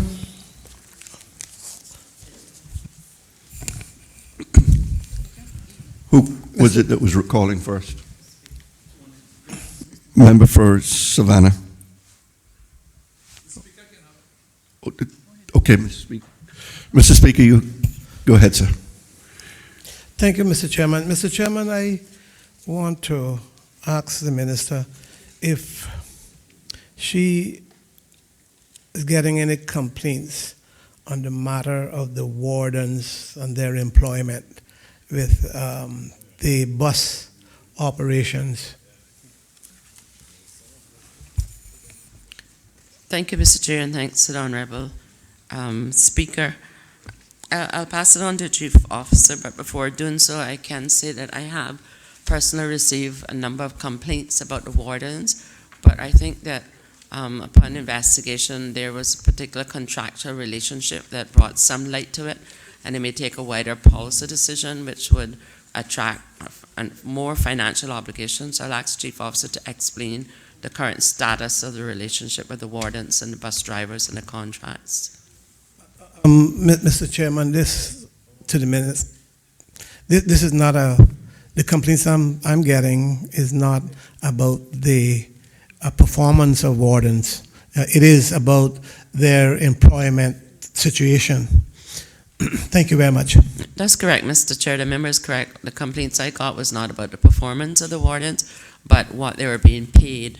And I think that because wardens were previously hired by the department, people are still thinking that it's the government that's paying the wardens, but Chief Officer will explain further.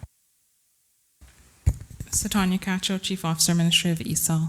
Through the procurement process, we procure transportation arrangements with a number of contractors, and we pay them, the contractors, directly. The contractors then in turn pay their staff, which includes the wardens. We're not involved in that part of the contractual agreement between them and their employees.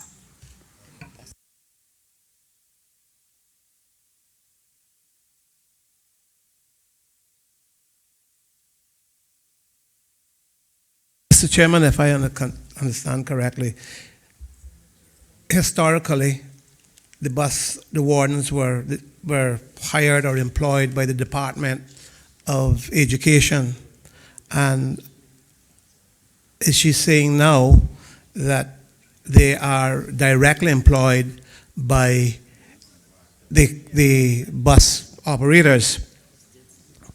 The minister's talking. I want to. So what I'm asking is that historically they were employed, bus wardens were employed by the Department of Education. Now they are employed. Are you saying they're employed directly by the bus wardens, and therefore the bus wardens, their contract includes the payments, which would be a full year's salary for the bus wardens? Is that what the situation is? Thank you, Honourable Member. Through you, Mr. Chair. Historically, yes, wardens were hired. I'm informed that they were never an adequate amount, so they still had to do some level of procurement. Obviously, that has changed some, but there's still now some 16 wardens that are still hired from the government. Because that's an operational thing. I'll ask Mr. Mark Ray if he would explain further or answer any questions that the member may have, in particular as related to some of the outer districts, perhaps this district in West Bay, what obtains there. The questions I've asked come across the island. Yeah.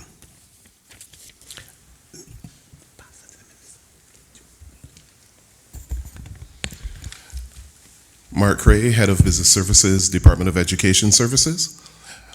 Historically, as was mentioned, Mr. Chair, the procurement of transport services has been in place for several years, and we've always outsourced to some extent not only the buses but drivers and wardens, and government has always retained wardens within its employ. As time went on, we've had more and more need to outsource services because we've had to increase the number of buses, we've had to increase the number of wardens. For example, when we look at provision for Lighthouse School, we recognize that we needed additional wardens on the buses because we had students with special needs that needed more one-to-one attention. So that's a very specific case where we had additional wardens hired in. In cases that pertain today, we have a mixture of wardens. We have government wardens, we have outsourced wardens, and as the Chief Officer would have mentioned previously, the relationship between the wardens and the contractors, where the contractors hire wardens, that relationship we don't get involved with.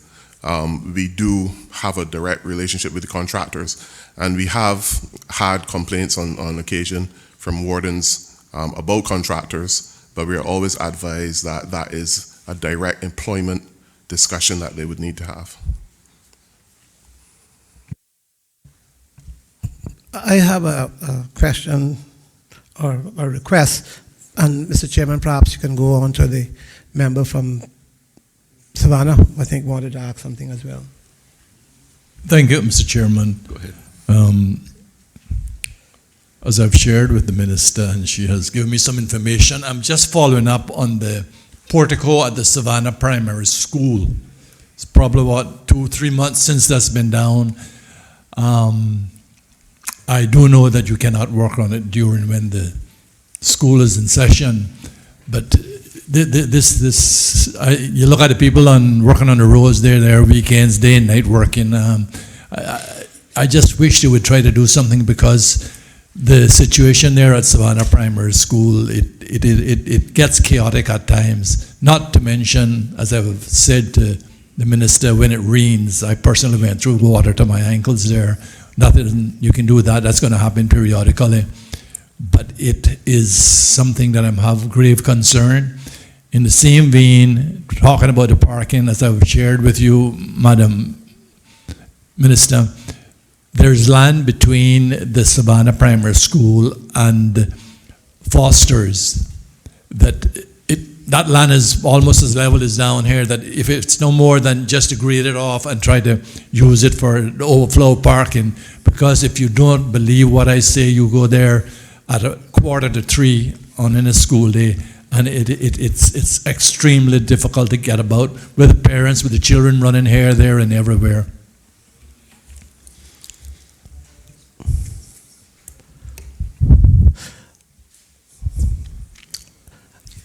Thank you, Mr. Chair. The honourable member did speak to me about it, and I passed on the concerns and his recommendation to the ministry, and I was assured that it is Crown property. I think it was gotten during his tenure in government, and that work can be done to extend the parking there. Then in the next 2-year budget, the damaged property there was done by a private sector delivery truck. Negotiations have been ongoing. They have agreed to the settlement and to the construction company that they want to use to do it. And for the safety of the students and the duration of the project, it was decided that they would do it during the Christmas break. Thank you very much. And just to follow up the last one, I know some of the schools have started to get the initial layout for their AstroTurf. I know the requests for Savannah came in late, but I'm just asking that you bear that in mind when in due course. Mr. Chairman. Oh, go ahead. Thank you, Mr. Chair, and thank you to the honourable member. This is one of the projects, as I went around and saw the lack of the infrastructure as related to sports. We made a decision in the ministry, and the government supported that we would seek over a number of years, 2 to 3 years, to put the AstroTurf at all of our primary schools in the 2 islands, and also to get a play area for the educational services in Lil Cayman. Mr. Tommy from the ministry has been put in charge of that, and I think it would be best if he would give us an update as to where we are and what the projected plans are. Mr. Chairman, okay. Still a question on the floor.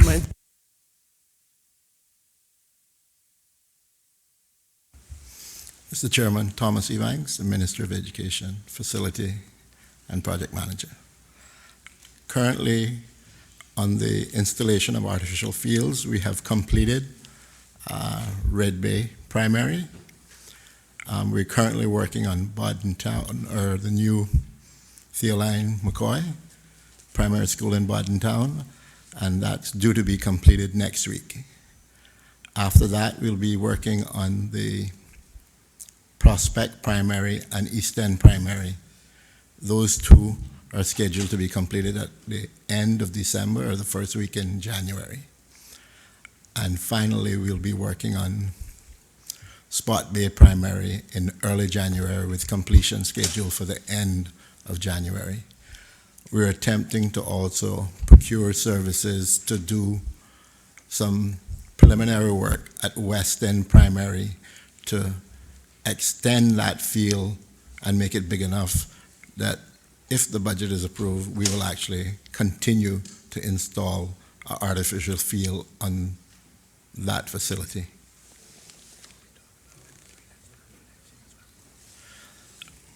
After that, if the budget is approved for 2020, we will be working on Sir Johnny Cumber Primary to install an artificial field there, and at Edna Moyle Primary in Northside to put a artificial field at that location.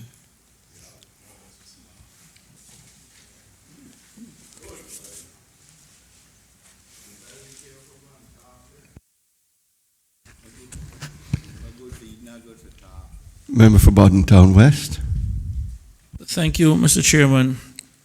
Just looking at page 124, I noticed that there is, just looking at the quantities, that there's a difference between number of educational sites for which procurement services are provided, which is 22 into 2020 and also 2021. But I noticed that down the bottom further on the page, that number of facilities maintained, full inspections and maintenance plan developed is actually 20 sites. So I'm just curious as to the two sites, that is the difference between the 22 and the 20, which ones are managed differently from the others?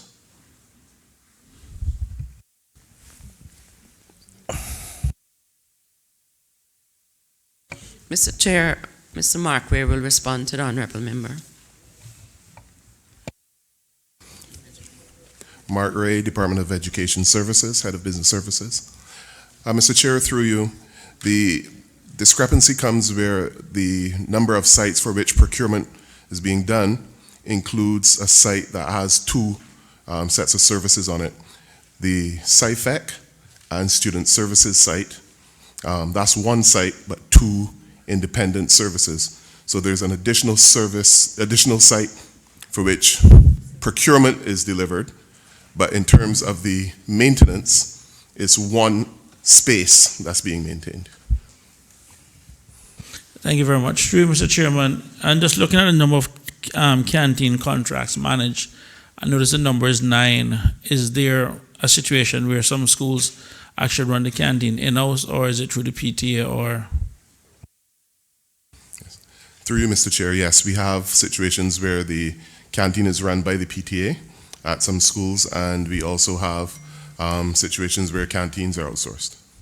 Thank you very much. Through you, Mr. Chairman, I have received reports where in some schools where if kids forget their lunch money or something happens on a particular day where they can't afford lunch, is there a set policy in place with regards to how we manage those kids? Because I've gotten complaints where some kids have basically weren't lucky. Is there a set policy, or it varies from school to school, depends on who's managing the canteen? Through you, Mr. Chair, it does vary from school to school. However, the overarching policy is that no child will be left hungry. So the idea is that whatever provision that is in place, whether it is the school provides some sort of permission slip to the child to get their lunch, or there's a situation where the parent is billed after the fact, the overarching policy is that we ensure that the child doesn't go hungry.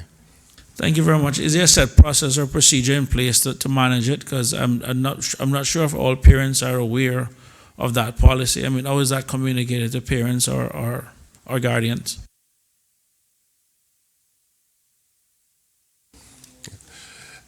Through you, Mr. Chair. Again, that would be communicated via the PTAs.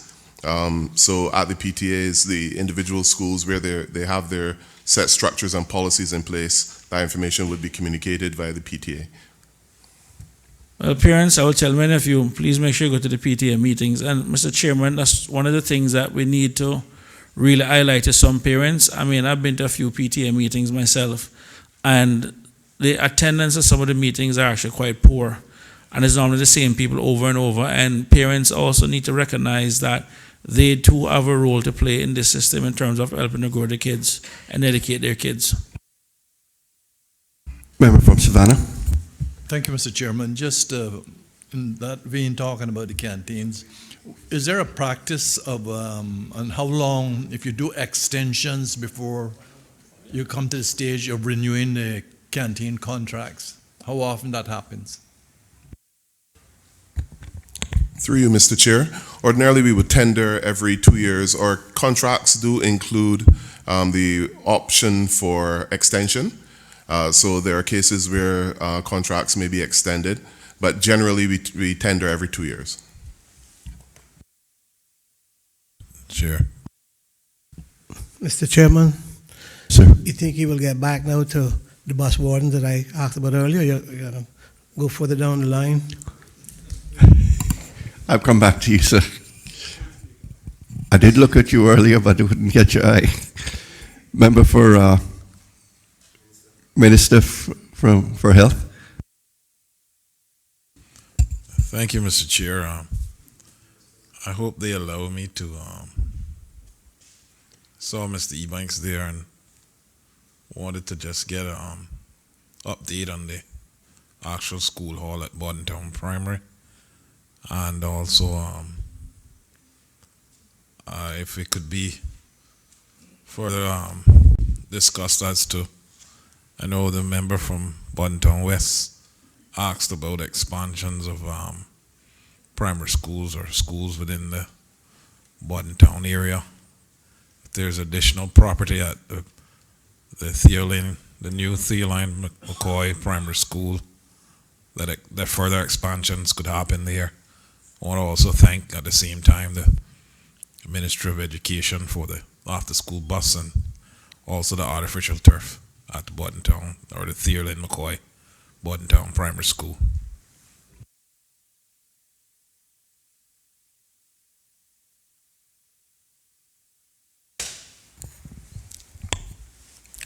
Thomas E. Banks, Minister of Education.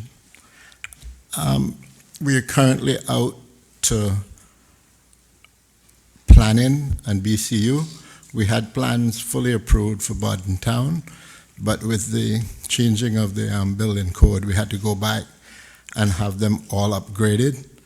They're currently out. We're hoping to have them submitted back to planning and BCU by the end of the month. I was informed by Public Works, who are doing that procurement of that service for us.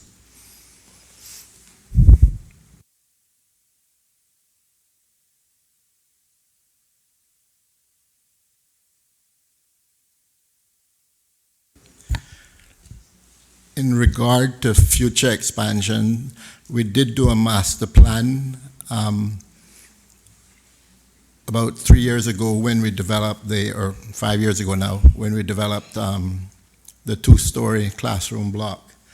And there is a holding position for another two-story block for future expansion. Mr. Chair, I just want to ask what would be the capacity of the new school hall at Theoline McCoy?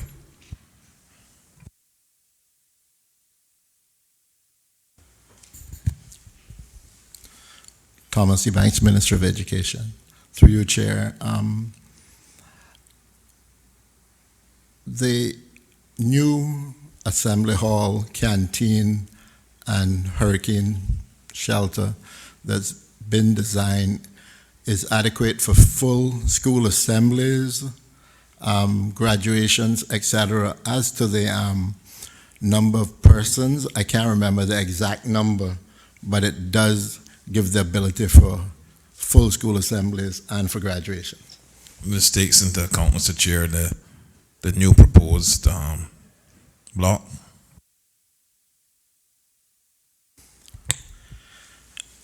The new proposed classroom block was designed to accommodate 8 classrooms.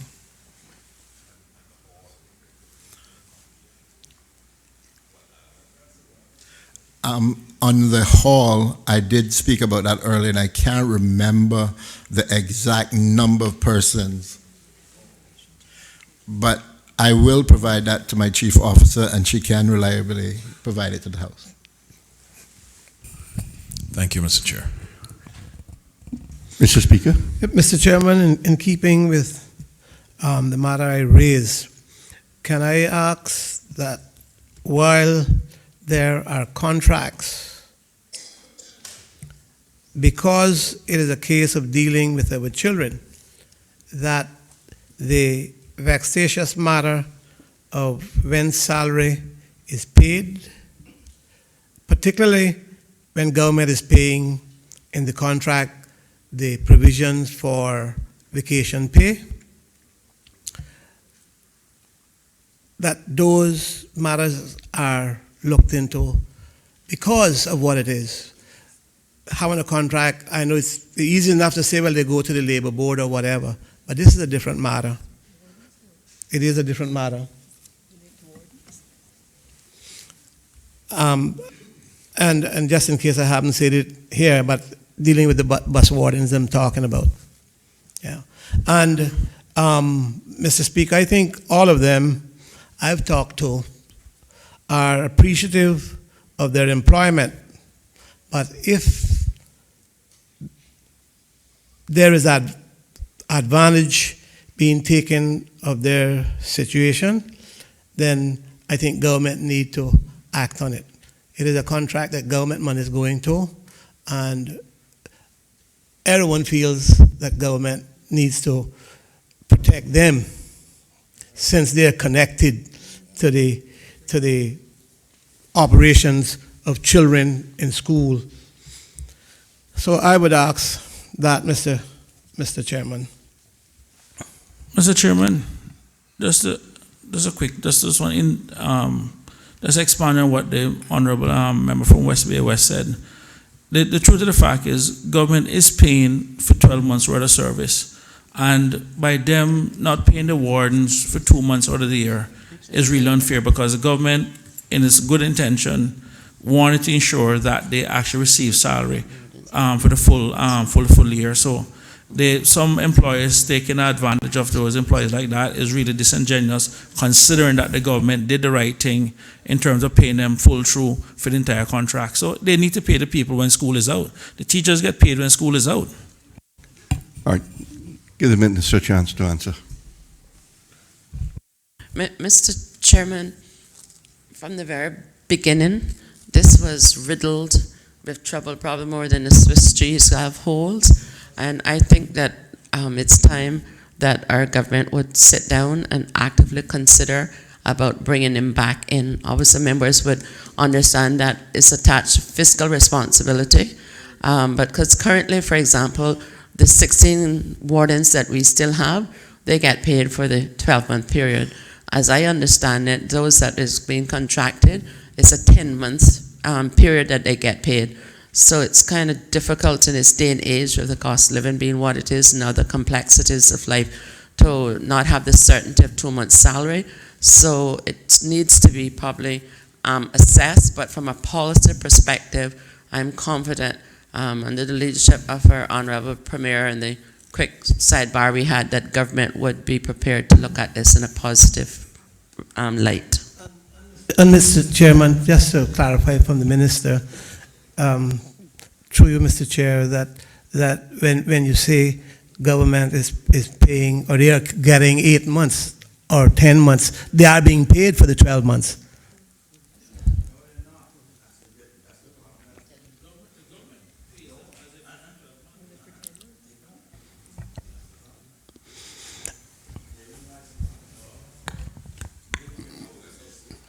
Mr. Chair, Mark Ray, Department of Education Services. Actually, we pay only for the number of days that they provide service, which is 10 months. So the payment to the contractor is actually 10 months of service. Yes, that's always how it has been to the contractor. Mr. Chairman, I am very much appreciative of the Minister's position that in talking with the Premier, that they will look at the whole matter. I think that what needs to be done. She's absolutely right. But I do want to also thank them for clearing up this I think, which is if it is a misconception, I'm not sure, but they're saying that all is being paid is 10 months. The complaint we get is, well, government is paying them and we are not being paid. So there is some, as I said, matters that are very vexatious and it don't bode well because of what those wardens do. And I'm appreciative of the Premier and the Minister to take the matter back in hand. Thanks very much.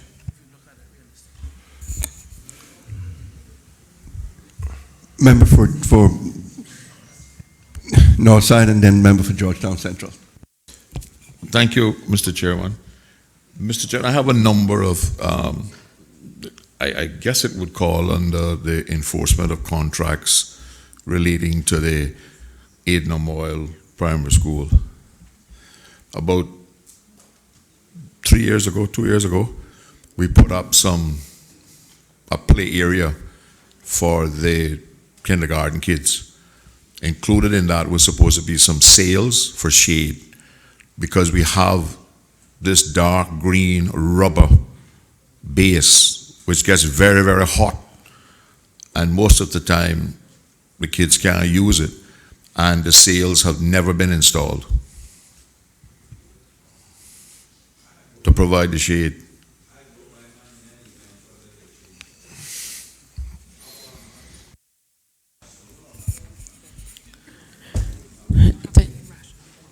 Thank you, Mr. Chair, and thanks to the Honourable Member from Northside. As we go throughout the budget, you'll see that those are some of the frustrations that I as Minister and other ministers go through.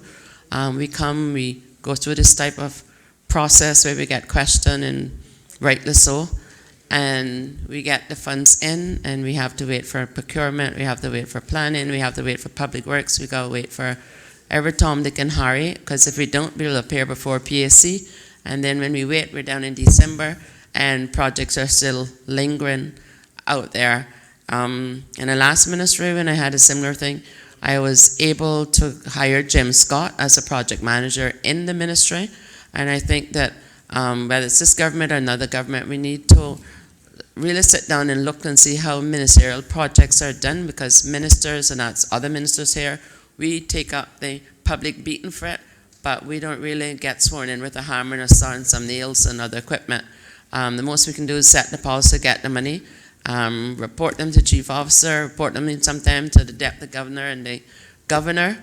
But at the end of the day, Section 55 kicks in and tells us we're not an independent country. We can't hire and fire the civil servants, and they may have good justifiable reason, but that is one of the frustrations. And I'm speaking quite open and frankly, not just as minister, but the opposition in waiting. If you get to be minister one day, you'll find that that's also going to be a very vexing issue. Unless you become a Jim Borden firearm, then you end up going to appeals court for judicial review. I'm not interested in firearm, Mr. Chairman, but all of that, planning permission, approval, everything, in every one of the 4 cases I'm going to talk about now, should have been done. And to my knowledge, was done. It is just that the person who was finally responsible for having this stuff put in, my understanding is there's a dispute between the supplier of the equipment, and because he didn't get paid some additional sums that he thought he should get, he has simply not, he's taken the decision not to supply the sales. And the man, you had a contract.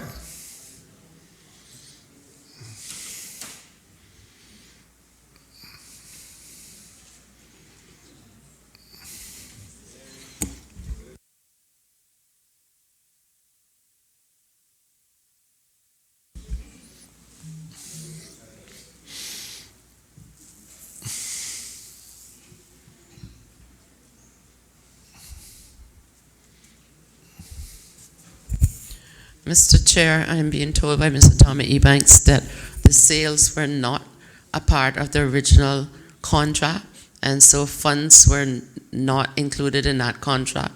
Hence the reason for the contractor, whoever that was, has not put it up. Obviously, we're living in a tropical state. It's like Bob Marley's song, 90 degrees in the shade, so if you need shades, pardon the pun, we'll have to find funding either through 11.5 or savings to see that our children don't have to be wearing the Mexican sombreros on our side when they go out there. Our children, no child is going to be left behind by this government, which includes the opposition. If we're going to be serious about education, minutiae things like that, which have a very powerful impact, needs to be done. So I'm not just saying that for here, but for the persons responsible. You can't get much clearer mandate. When January comes, I hope to see those sales up unless they're coming from Hong Kong. Mr. Chairman, the PTA is buying hats for children because added to the sales, I guess you can tell me this wasn't budgeted for or contracted for. When they put in the little track around the artificial turf field, which we have, they wanted to take down an almond tree, which I said there was no need to move it because it was providing shade for the children, and you only had to, the track was not going through the almond tree. It was about 3 feet from the almond tree. The civil servants insisted they had to take down the almond tree, and they were going to provide us with a tent. 2 years, we haven't seen the tent.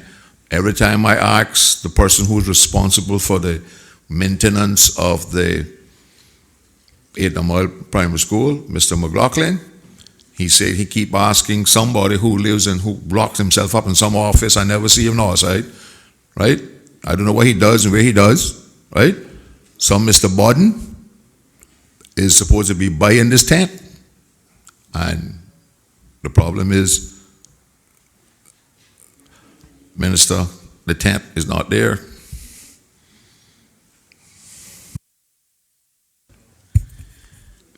Mr. Chair, the Minister's staff is present. That particular staff is not present, but it's duly noted. But it would be nice to have that before January the 1st too. We are in the Christmas season. If you've been nice and are naughty, Santa Claus has an equal distribution system. Yeah, well, sometimes the naughty children get gifts too. Mr. Chair, if I... Memphis Northside, you finished? No, sir. I said I had 4 items, I only raised 2 so far. Right? The Ronald Probst playing field. The sign. We had the sign. The community had ordered the sign. The community was paid for the new sign. We were told that we could not buy the sign. The ministry was going to supply the sign. 3 years, no sign. The only sign on that field is the banners that we put up, and they are so faded now we're going to have to replace them. The grandstand for the same field, Minister, was in, I invited your, I guess the Director of Sports and a couple other people up there, showed them that the cables which is supposed to support the frame had all rusted away. They were falling down on the children. They went out and they rented fence from Massive to surround it and close it down. Now the amount of money they have paid Massive for that 6-foot fence could have built 3 grandstands at Ronald Robertson. And whoever's responsible for that, the lights are not working.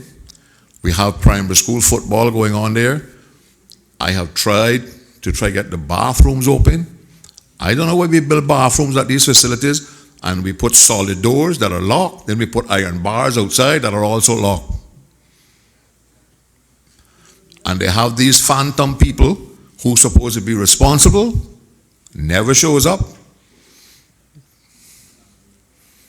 What are the children and the parents supposed to do when they have all these games there?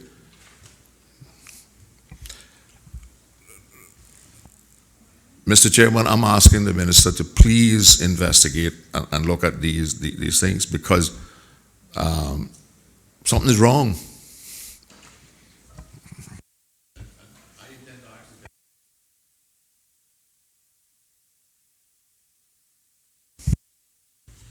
Thank you, Mr. Chair. Mr. Wilbur, welcome. Will try his best to respond to that. The sports director is not here. Wilbur Welcome, Deputy Chief Officer for MISA. Regarding the grandstand, I'm happy to confirm that we have completed the procurement process and we will be taking down the roof and the dilapidated equipment. with the intention to replace everything in the first quarter of next year. The plans are to start with the taking down of the equipment because we understand it's a safety hazard. Regarding the lights have also been procured, and we'll be changing those out to LED lights, and those will be changed out early next year as well. And we'll be moving that around the country, changing out lights to LED lights at sporting facilities. And last but not least, regarding the sign, I understand that we have funds in a special account for signs such as this and at the primary schools. So we'll be looking at changing the sign in the near future. And I can tell you, Mr. Miller, the officer has only been in the ministry for a very short time, but I've told the deputy governor that I wish I had a photocopier that I could photocopy him, because we wouldn't be having some of these questions here today. If he gives you his word is his bond. Minister, there's no need. I know him well. We interact regularly at a different level in church, right? But I'm wondering if, since you're now there, because I've been trying for 6 years to get 4 dusted dawn lights put up, so that when people go there to walk on the playing field for health reasons at night, they don't have to turn on all the big lights and leave them on all night.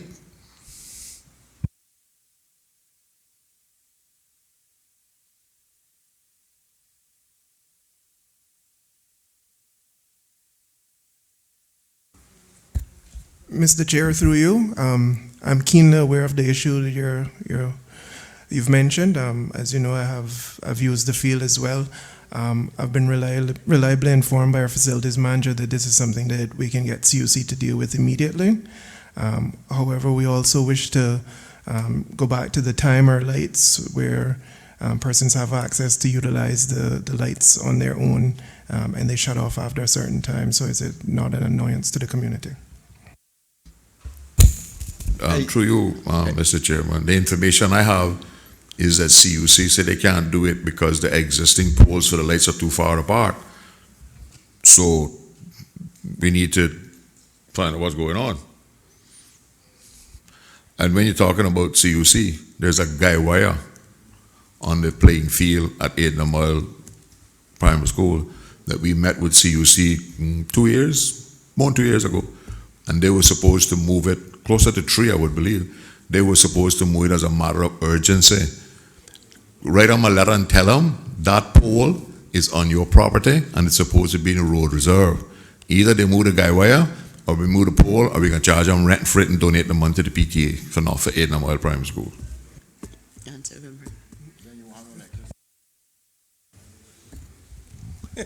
Mr. Chair, through you. Yes, sir.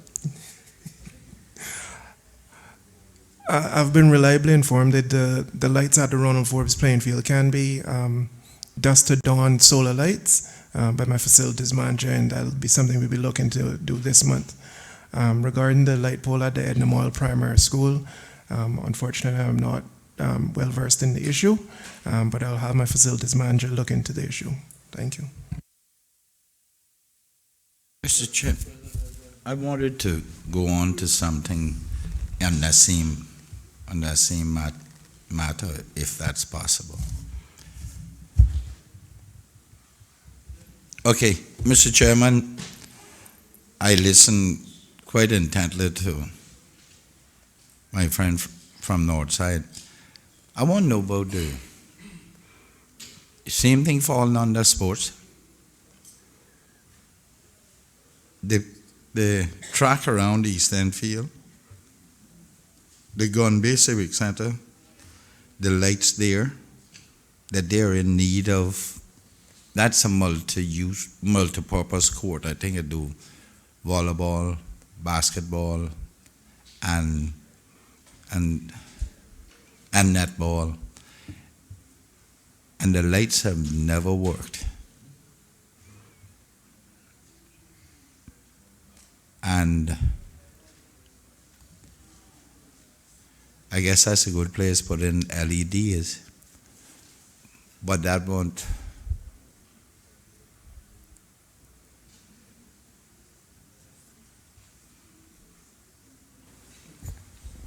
Mr. Speaker, through you, unfortunately, the Gun Bay facility you're speaking of falls under the Ministry of Infrastructure. So that would be a capital item for Minister Hugh. Well, really now, we went through his ministry. He told us that it's your ministry. Everybody passing the buck, and nothing will happen in East End. I'm gonna be. Is that how it's done? Mr. Chair, I'm being told by Mr. Ebanks that they have never been asked to look at that facility, irrespective of what the historical background is. If there's a need for lights to be done, then I'm going to ask the staff to have a look at it, cost it, and assess it so we can have it done. Thank you. What about the track and the at the Donovan Rankin playfield? Because the money for that, Minister, has been budgeted nigh on to 6 years, 5-6 years. They came up there and they marked it out, and they were cutting the field down by 1/3, and I objected to that. Of course, I'm objecting to it if it's going to destroy one thing just to get another. That just does not make sense. I don't care who it is. But of course, they walked away from it after saying that it could be changed, and they have not returned. And that's Public Works Department. So when you're relying on Public Works Department to get stuff done, you have a problem. Member for Georgetown Central, you've been waiting patiently. The floor is yours. Mr. Chairman. Hold on. Let the question. Sorry, my apologies. Okay. Mr. Chair, again, for whatever reason, the sports director is not here. I'm understanding that he is on island but on vacation, but I also understand that the minister's receipt of his resignation, so I'm not quite sure whether we can even, whatever. The situation here, as the member knows, we've had some discussion, additional lands need to be purchased there in Easton to get a facility up to the international level that we need to get it. The amount of money that's being asked for the land, I have not been able to get that amount, even for this upcoming budget, because it's quite significant.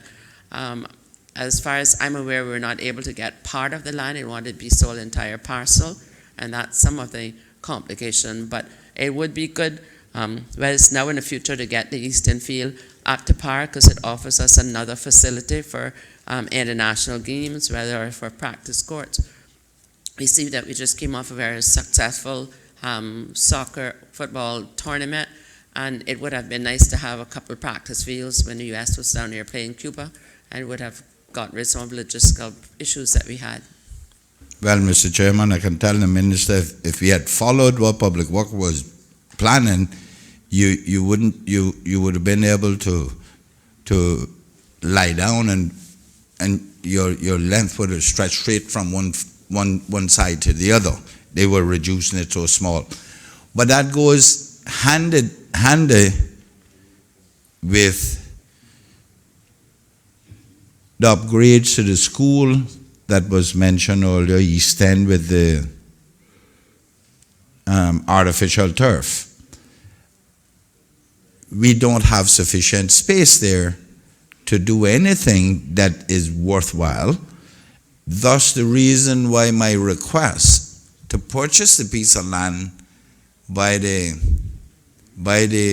Civic Center, the same piece, Minister, you just spoke of, that was my request some time ago to do that, for that same purpose, that we eventually move the school in that direction, which is 20-something acres, something like that, which would allow us to put in all the facilities for the school if we're going to have world-class education in the Cayman Islands.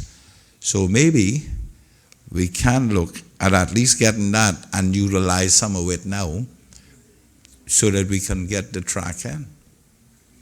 And I know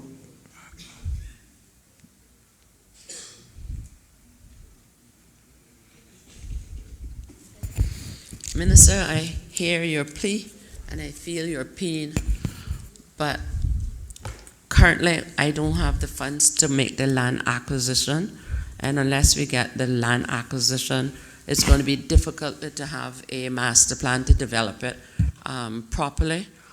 And obviously, there were a number of competing priorities, and we tried as best as we could within the quota that we were given to ensure that as we move towards world class, that one district didn't get everything, we tried to share it.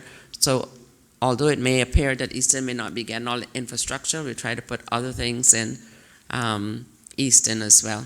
For example, when we came to the acquisition of land under the Environmental Protection Fund, you would have seen that Easton fared fairly high to the top, if not at the top, with the land acquisition, because I had funds that at my disposal I could do that. And so I am optimistic that because education is a priority and we're leveling that against a background of fairness in all of the now 19 constituencies, that Easton will not be left out. But I wish I could say I had it here. I don't have it. And I'm a firm believer in miracles, but I haven't yet struck black gold between here and Cameron. I wish I could that, because me myself, from my own district, wish I could put in a number of things, but I don't have the funds, and the government has to be very responsible, so we don't have to be going back to the UK to seek in permission to spend our own money. I'm sure the minister understands from whence I speak. I understand, but priorities are priorities, and if it was left to me, I would forego buying any beach if it means I'm going to put that money in education. And I understand the special fund and that kind of stuff, so there's no need to conflate it then. But my priority is education. We talk about our parents getting involved and whatnot. The Easton School is no longer fit for purpose. When we had 6, 7 kids in the classes, 4, 9, 10 kids, or what have you. But in this day and age, our students needs to come out more rounded, and they are not coming out. And if we leave one school behind, it affects every child to be left behind. And that's all, Minister. I know you're trying your best, but I still believe that the priorities must be, we have paid lip service to this all our life. Education, education, education. You know how many campaigns I've been through that I heard those same 3 words repeated? And when we get there, we just put priority on potholes. People can negotiate their way around potholes. Let's leave them out there, make them run in potholes. Georgetown Central. Thank you, Mr. Chair. Through you, Mr. Chair, to the Madam Minister. Did I hear you correctly when you said that you've received the resignation of the sports director? I have not personally received it. Obviously, it wouldn't come to me because I'm a civil servant, but I'm aware that it has been tendered. Thank you, Madam Minister. That's really sad news because he was such a talented Caymanian, and I truly believe that department will have lost a great asset. And I won't get into the details because it's obviously an HR matter, or ask any questions more than that. But piggybacking off of the concern about shared, piggybacking off of the conversation about shade from the member from North Side, I have similar concerns with shading for the children of Georgetown through the Georgetown Primary School. I've had complaints from parents about kids doing PE and practicing for sports days, and they don't have any coverage there either. So I would humbly ask the minister if, when ordering that tent for Northside, she orders two, one for Georgetown Primary as well.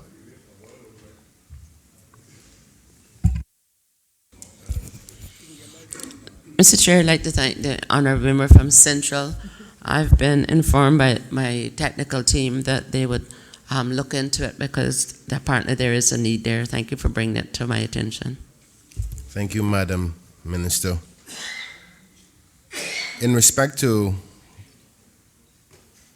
supporting services and operations of facilities, can I just ask if the schools sometimes survey not the property itself, but the surrounding properties and potentially responsibilities of other ministries that could help facilitate the running of the schools properly? And I'll explain what I mean by that. You may have heard me say in previous days, Finance Committee, my concerns about crosswalks and lights for the kids leaving the schools. My question is, does the school look into these matters and inform the relevant departments as to these things? Because Georgetown Primary do not have any stoplights, do not have currently up-to-date paved crosswalks, and these are concerns for the parents of Georgetown Primary School kids. And